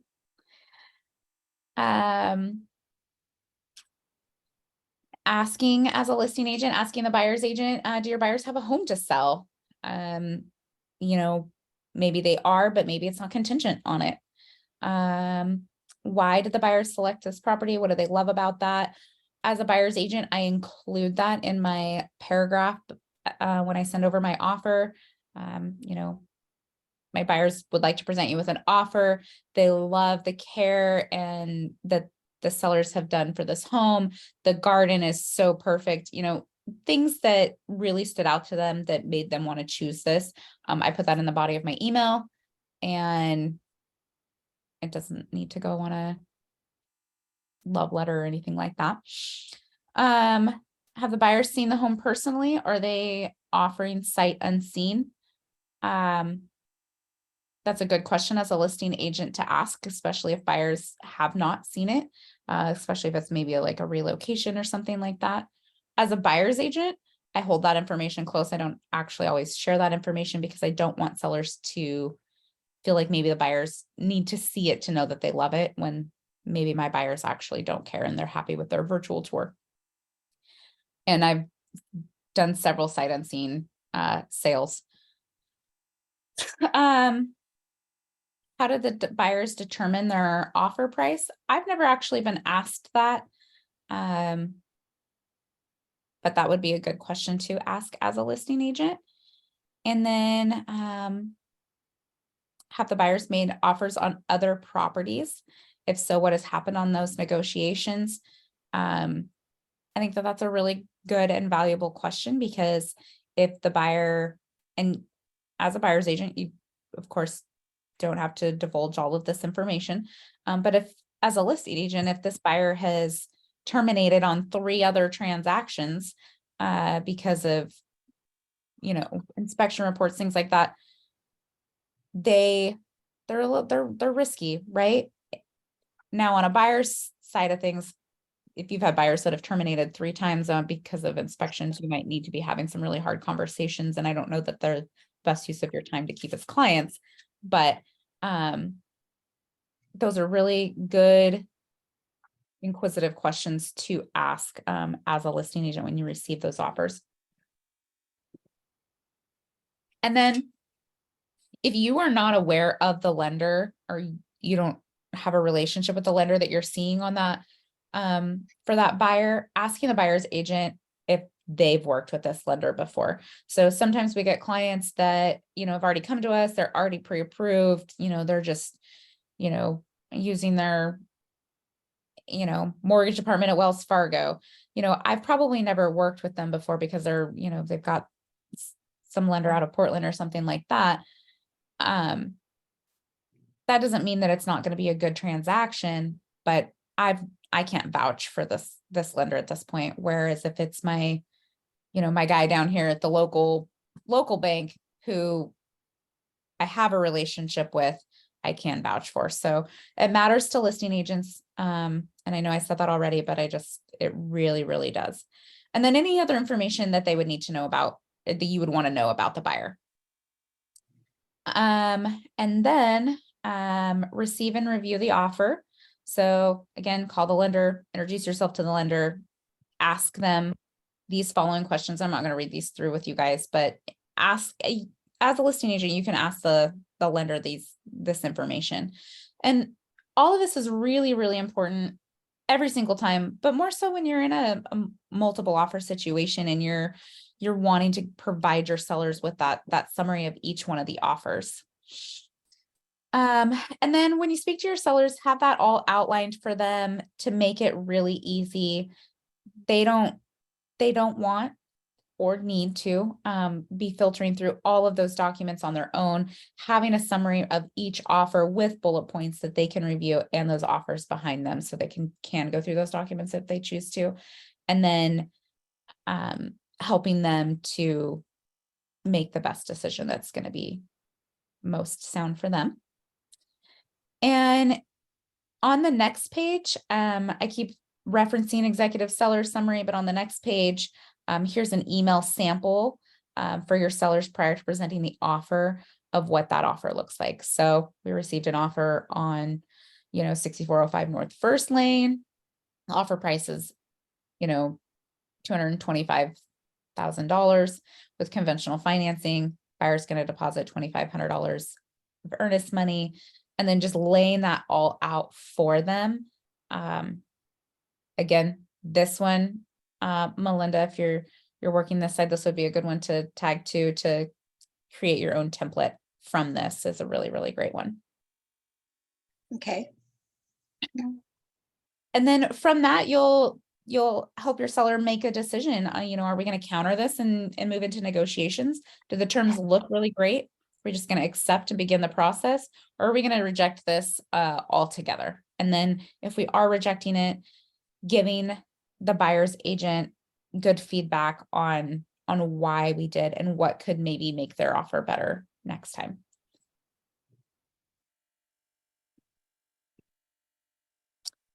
And that is it, my friends.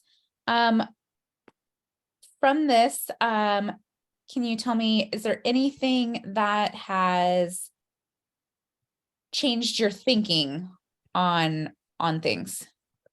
More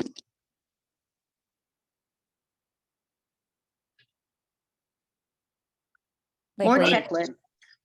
More I think checklist. good experience, perspective, different ways to look at things from a buyer's point of view, from a seller's point of view. So I think it's good stuff. Absolutely. Billy, have you worked with many buyers as of yet, or are you just primarily focusing on listings? I've done a lot more listings. It just kind of worked out that way. Not opposed to working with buyers. Just haven't been able to close the deal with some buyers. Been beat out on a lot of offers. Yeah, but you've done a few. Yeah. Good. I do believe that it makes you a better, well-rounded listing agent if you have spent some time working with buyers, because it helps you understand the way they think, what the transaction's like on that side for them, because it is different on each side. And so it makes you a really good listing agent to have worked with buyers. So that's good that you have. I was going to say, if not, pick up a couple, if you can, to just get that experience and that perspective, because it's super helpful. Makes sense. You're welcome. And then, what do you feel differently about today, like going over this? And is there anything that was like extra meaningful to you? I know, Melinda, you said templates.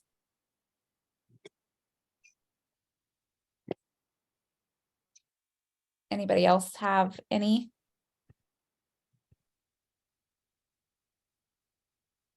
I think the template reference is a good thing to reference back, even if each team or agent does things a little slight differently. They got something to refer to. So it's nice having that information.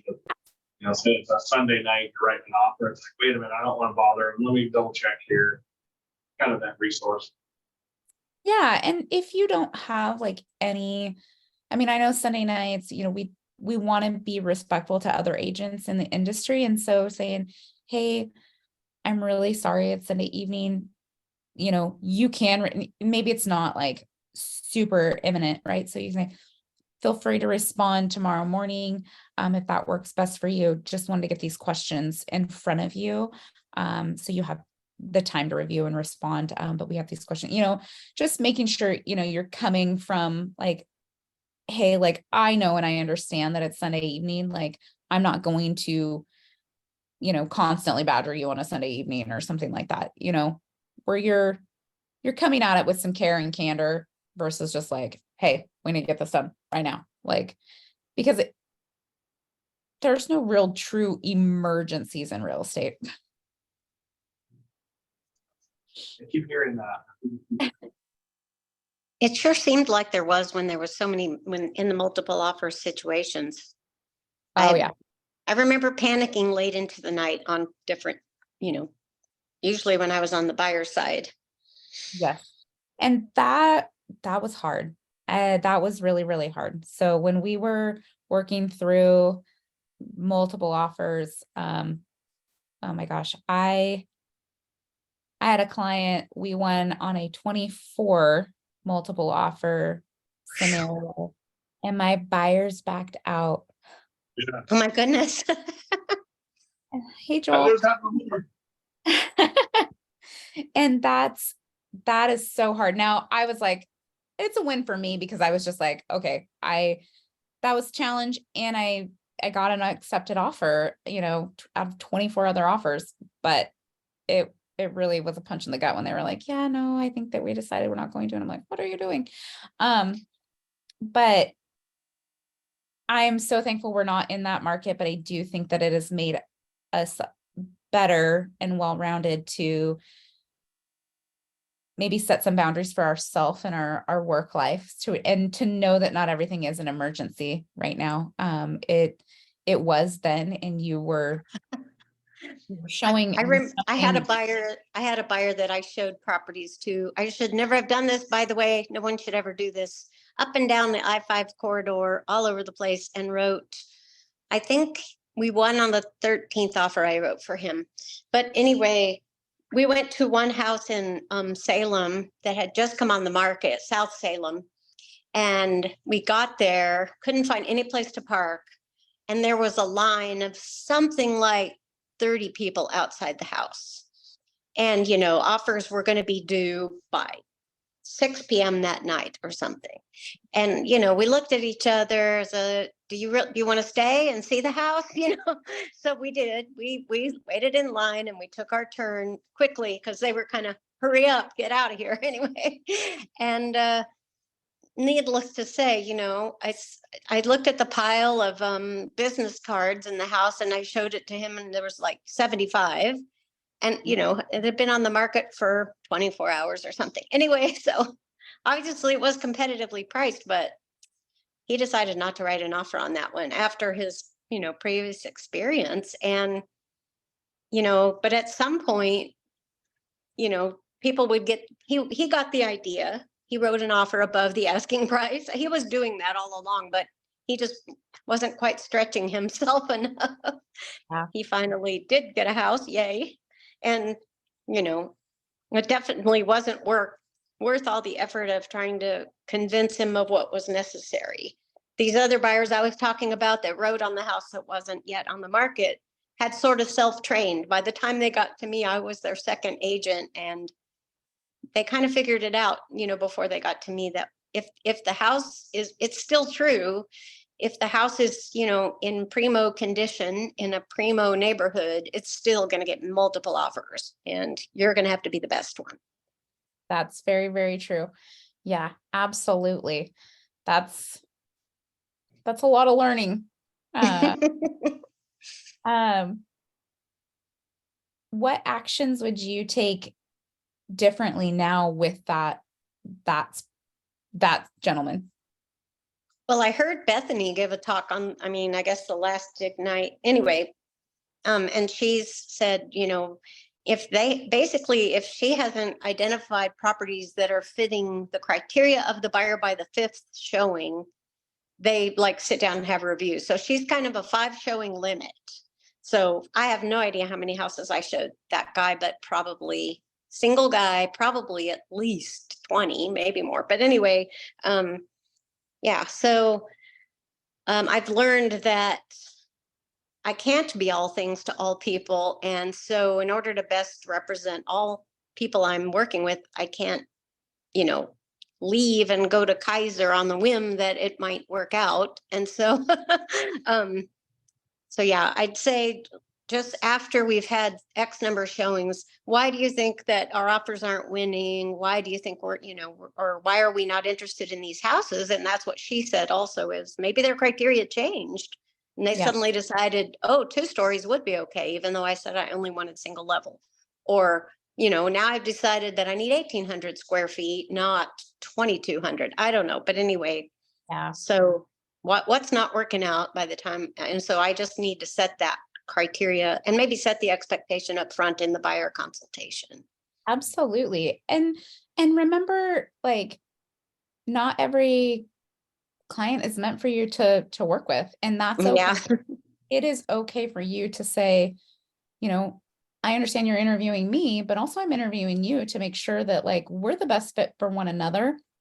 And at the end of the day, if you're not feeling like the listing or the buyer, like, that you are not the best fit for them, or they're not the best fit for you, have some other agents in your circle that you're like, hey, like, but you know what?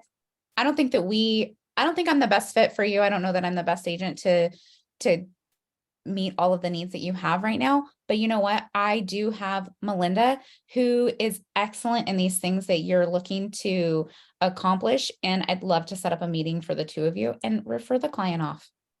Because at the end of the day, it's just going to be so much harder for you. So, we want to get them served at a high level, and with, with an agent, and send it over to someone else. Because if it's too hard or doesn't make sense, or maybe you've got some life stuff going on, you want to serve the client, and having trusted people that you can refer them over to is good. And gaining those people in other areas too. So, this is why, our KW events are important, mega camps important, family reunion, things like that. So you can make other agent connections in other areas. So vital to have referral partners, and a referral is the easiest way to get paid out on something. True. Is there any tools or models or systems that any of you feel like you want to take action on after today, or things that you've learned this week with Ignite?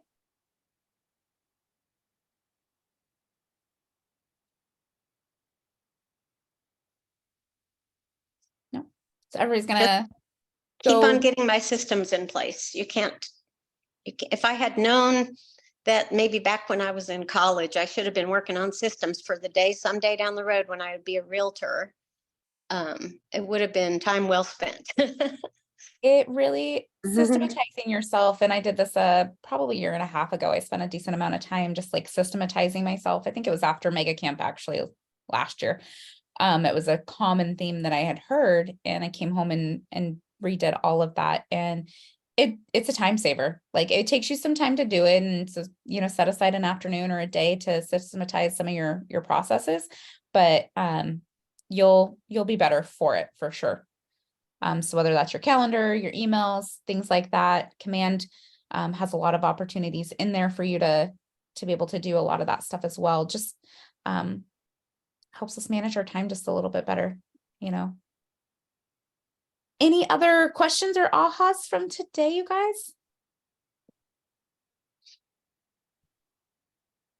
Nothing?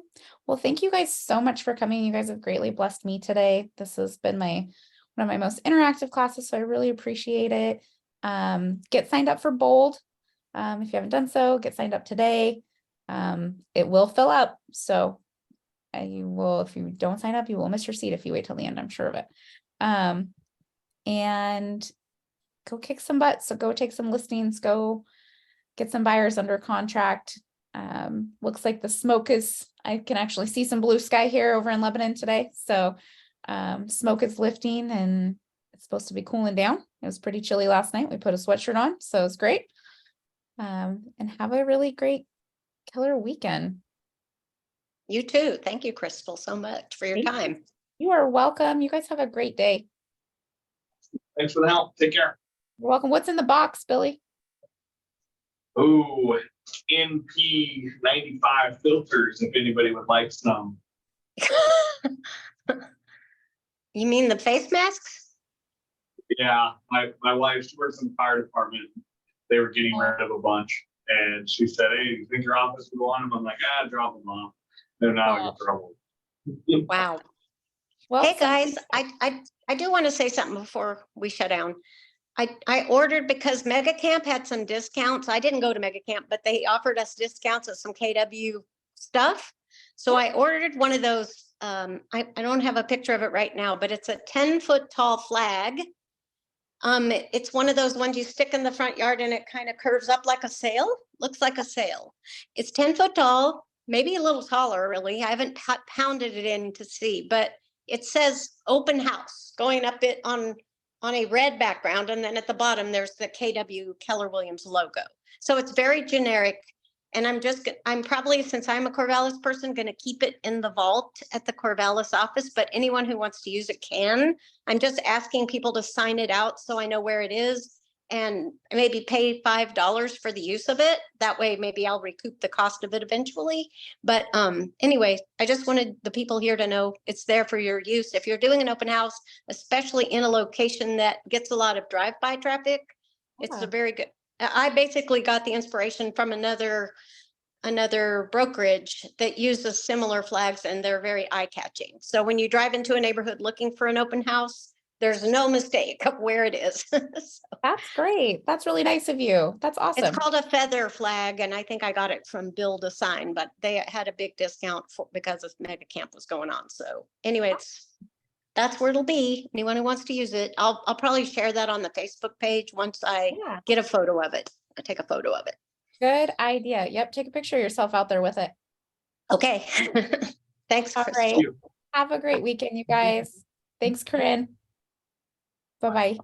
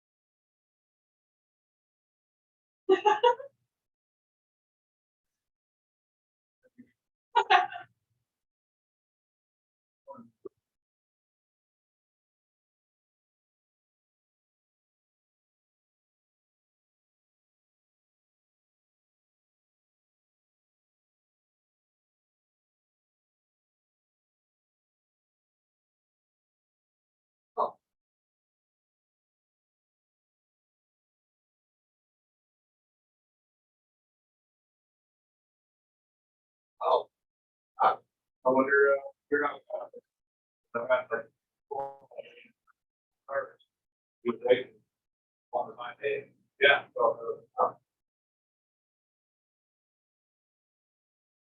Tonight, I could close, but we'll close at 7:15, so I can probably move you out at, I should probably say 7:45 and give a buffer, but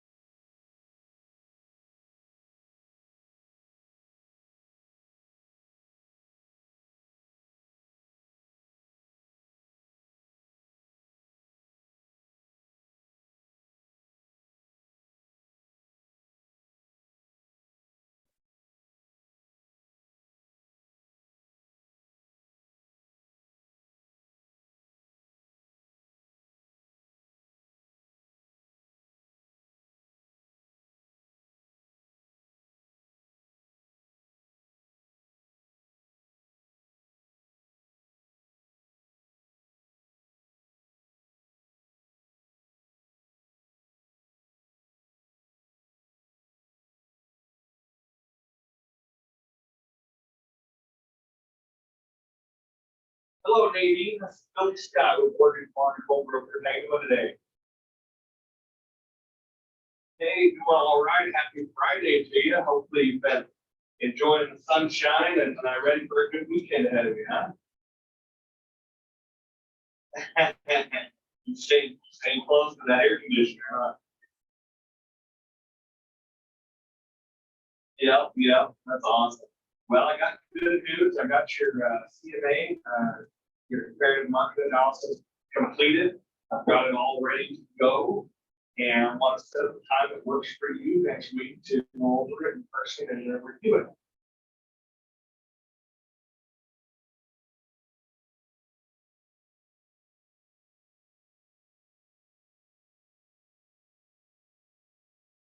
Oh, I don't want to get in the way and get your hair cut.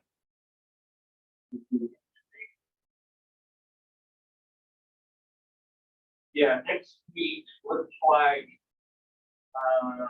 we're looking at the schedule here.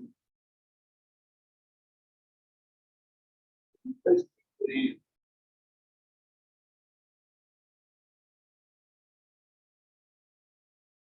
Tuesday afternoon.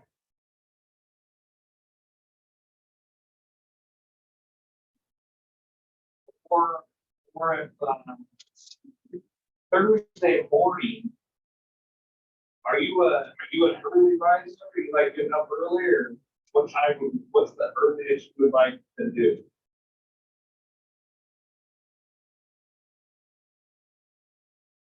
Let's okay, that's Thursday. The 31st is 2 weeks out. Now, one thing yeah, are you looking?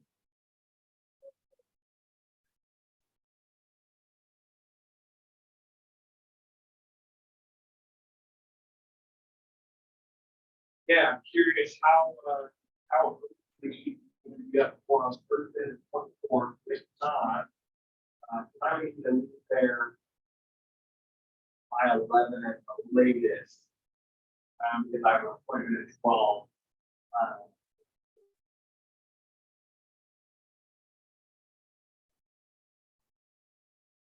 Yeah. Yeah.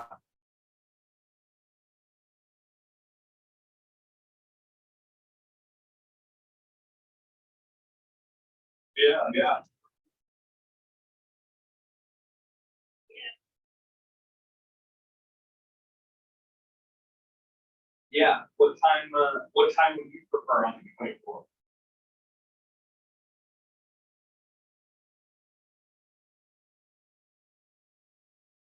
Oh, no, it's a lot of times I'm at the office at 6 a.m. So 10 o'clock is almost a lunch hour for me, maybe.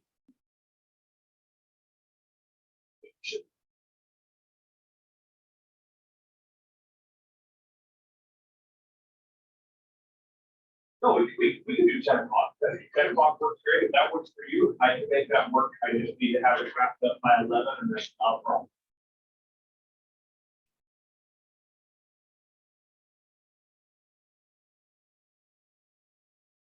Okay.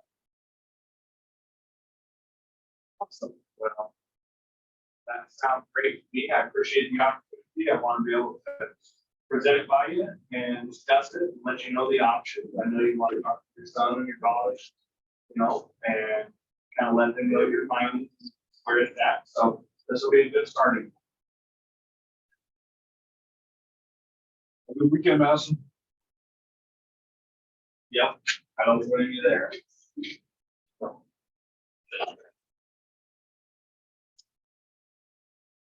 10 o'clock on the 24th. We'll see you then. Thank you, Nadine. Bye-bye.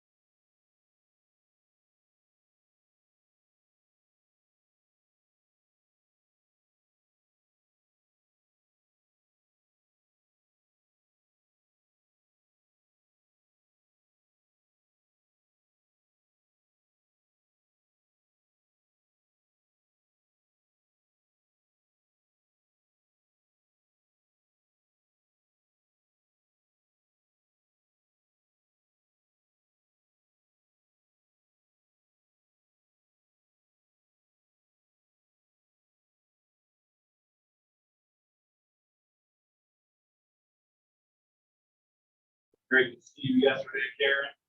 I just set up a meeting with your neighbor, Nikki, next Thursday.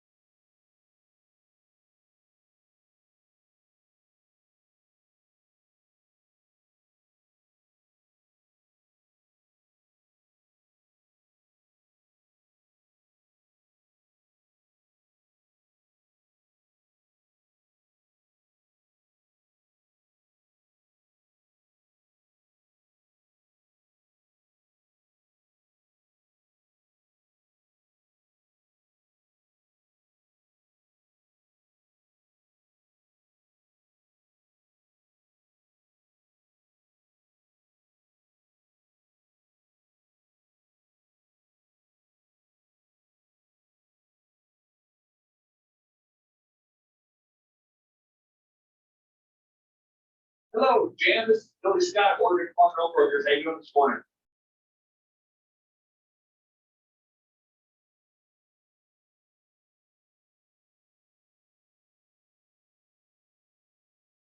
Okay, is there anything I can help your friend with?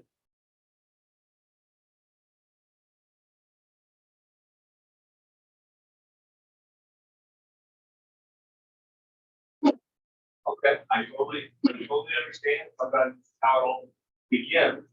Is he currently working with another agent?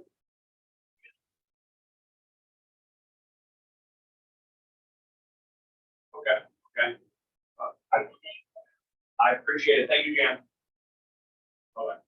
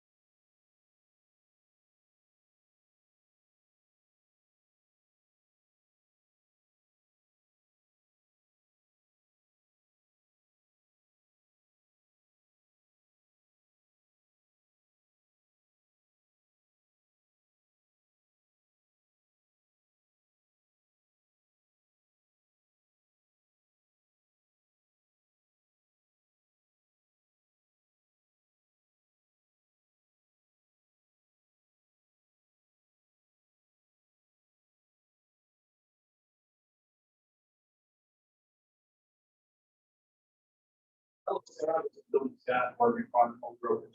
Following up on the message I sent you the other day, like looking at property in Collins, Jefferson, Salem. Looks like you got some good properties, and I have a couple of mine we have on both on market. Got available soon. Also have both on at 200,000 feet on Sunday from 11:01 downtown Albany. So I'd love to chat with you about some options for you. My phone is 541. It's 191632. I'm reporting it from. Thank you a lot.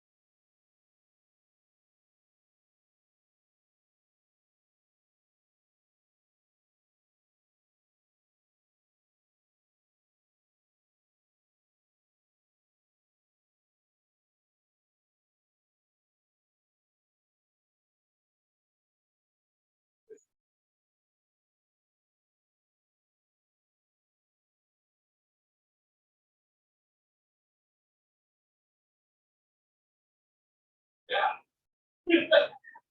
Okay.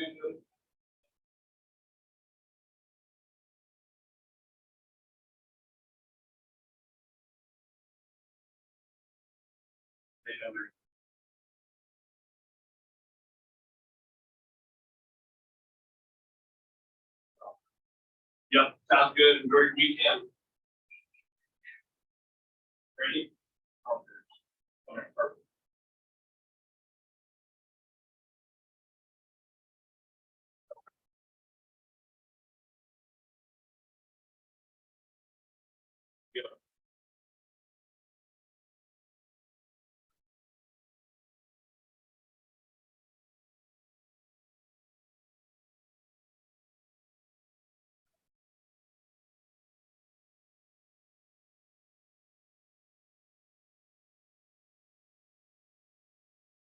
Good weekend.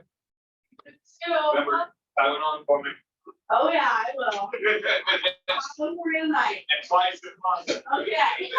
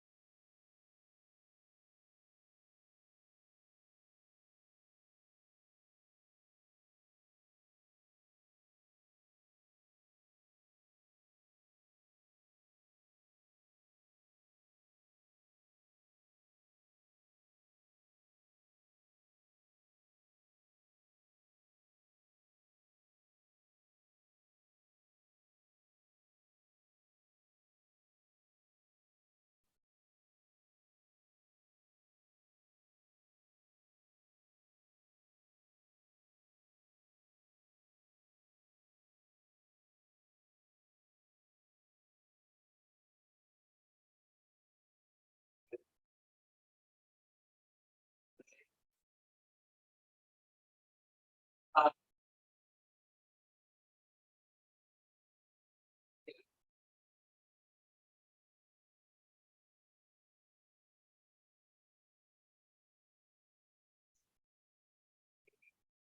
that. Sign that on.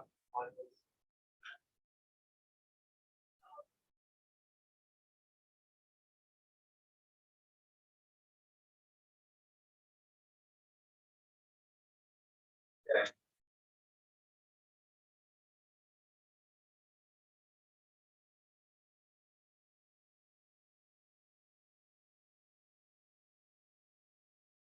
Right.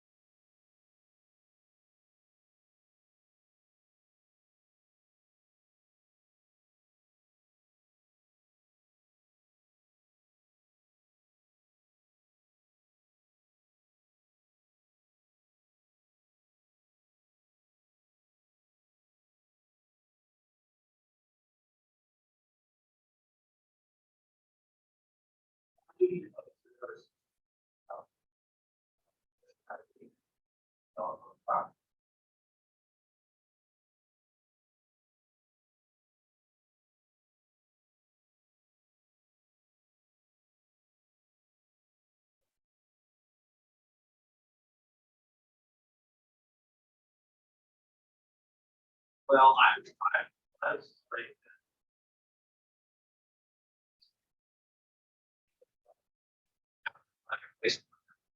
I'm not finding this thing that he's not gonna be great, and that he's still.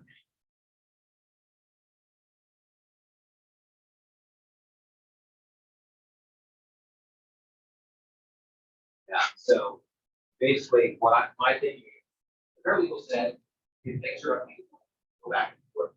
But if I can actually super chill, if I can call Ashton, it's like, yeah, he's a little back, but then I think that's worth one last shot to say, hey, so let's let this flow.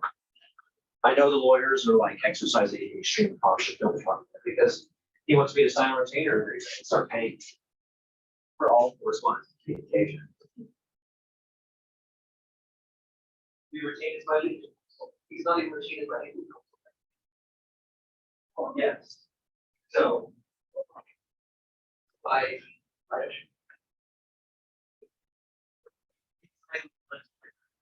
give me once we get wait until Wednesday.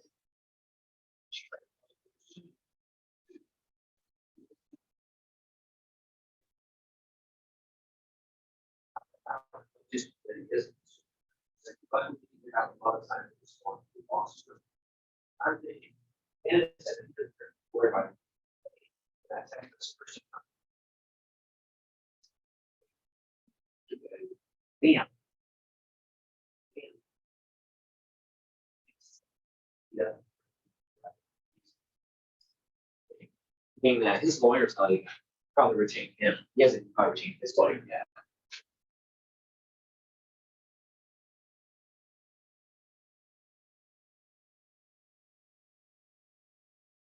Right.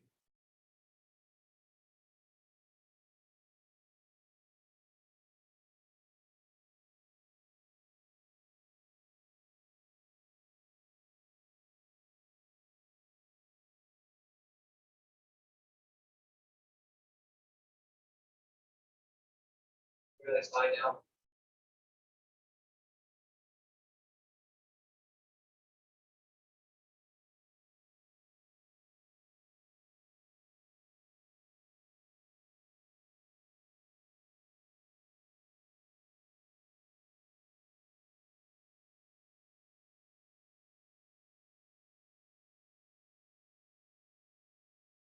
I think what it is, he's mad. It's the problem.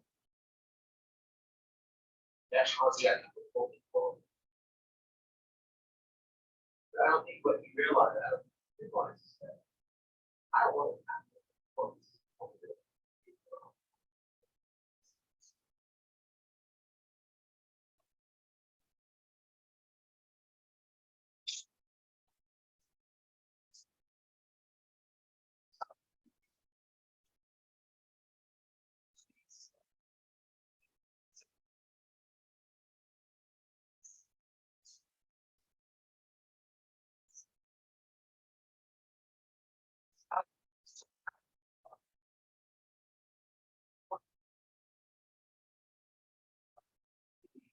That's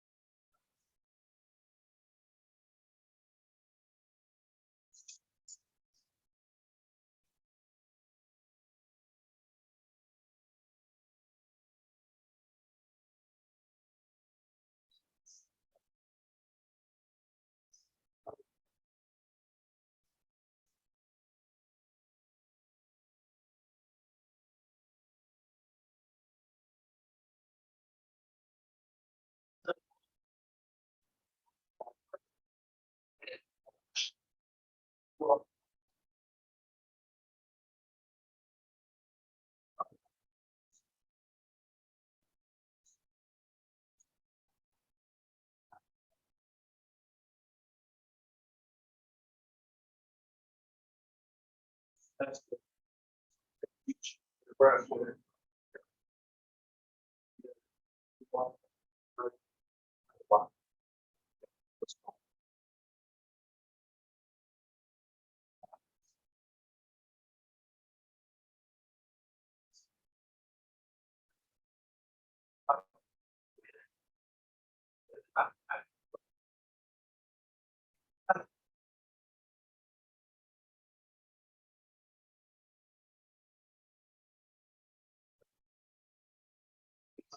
She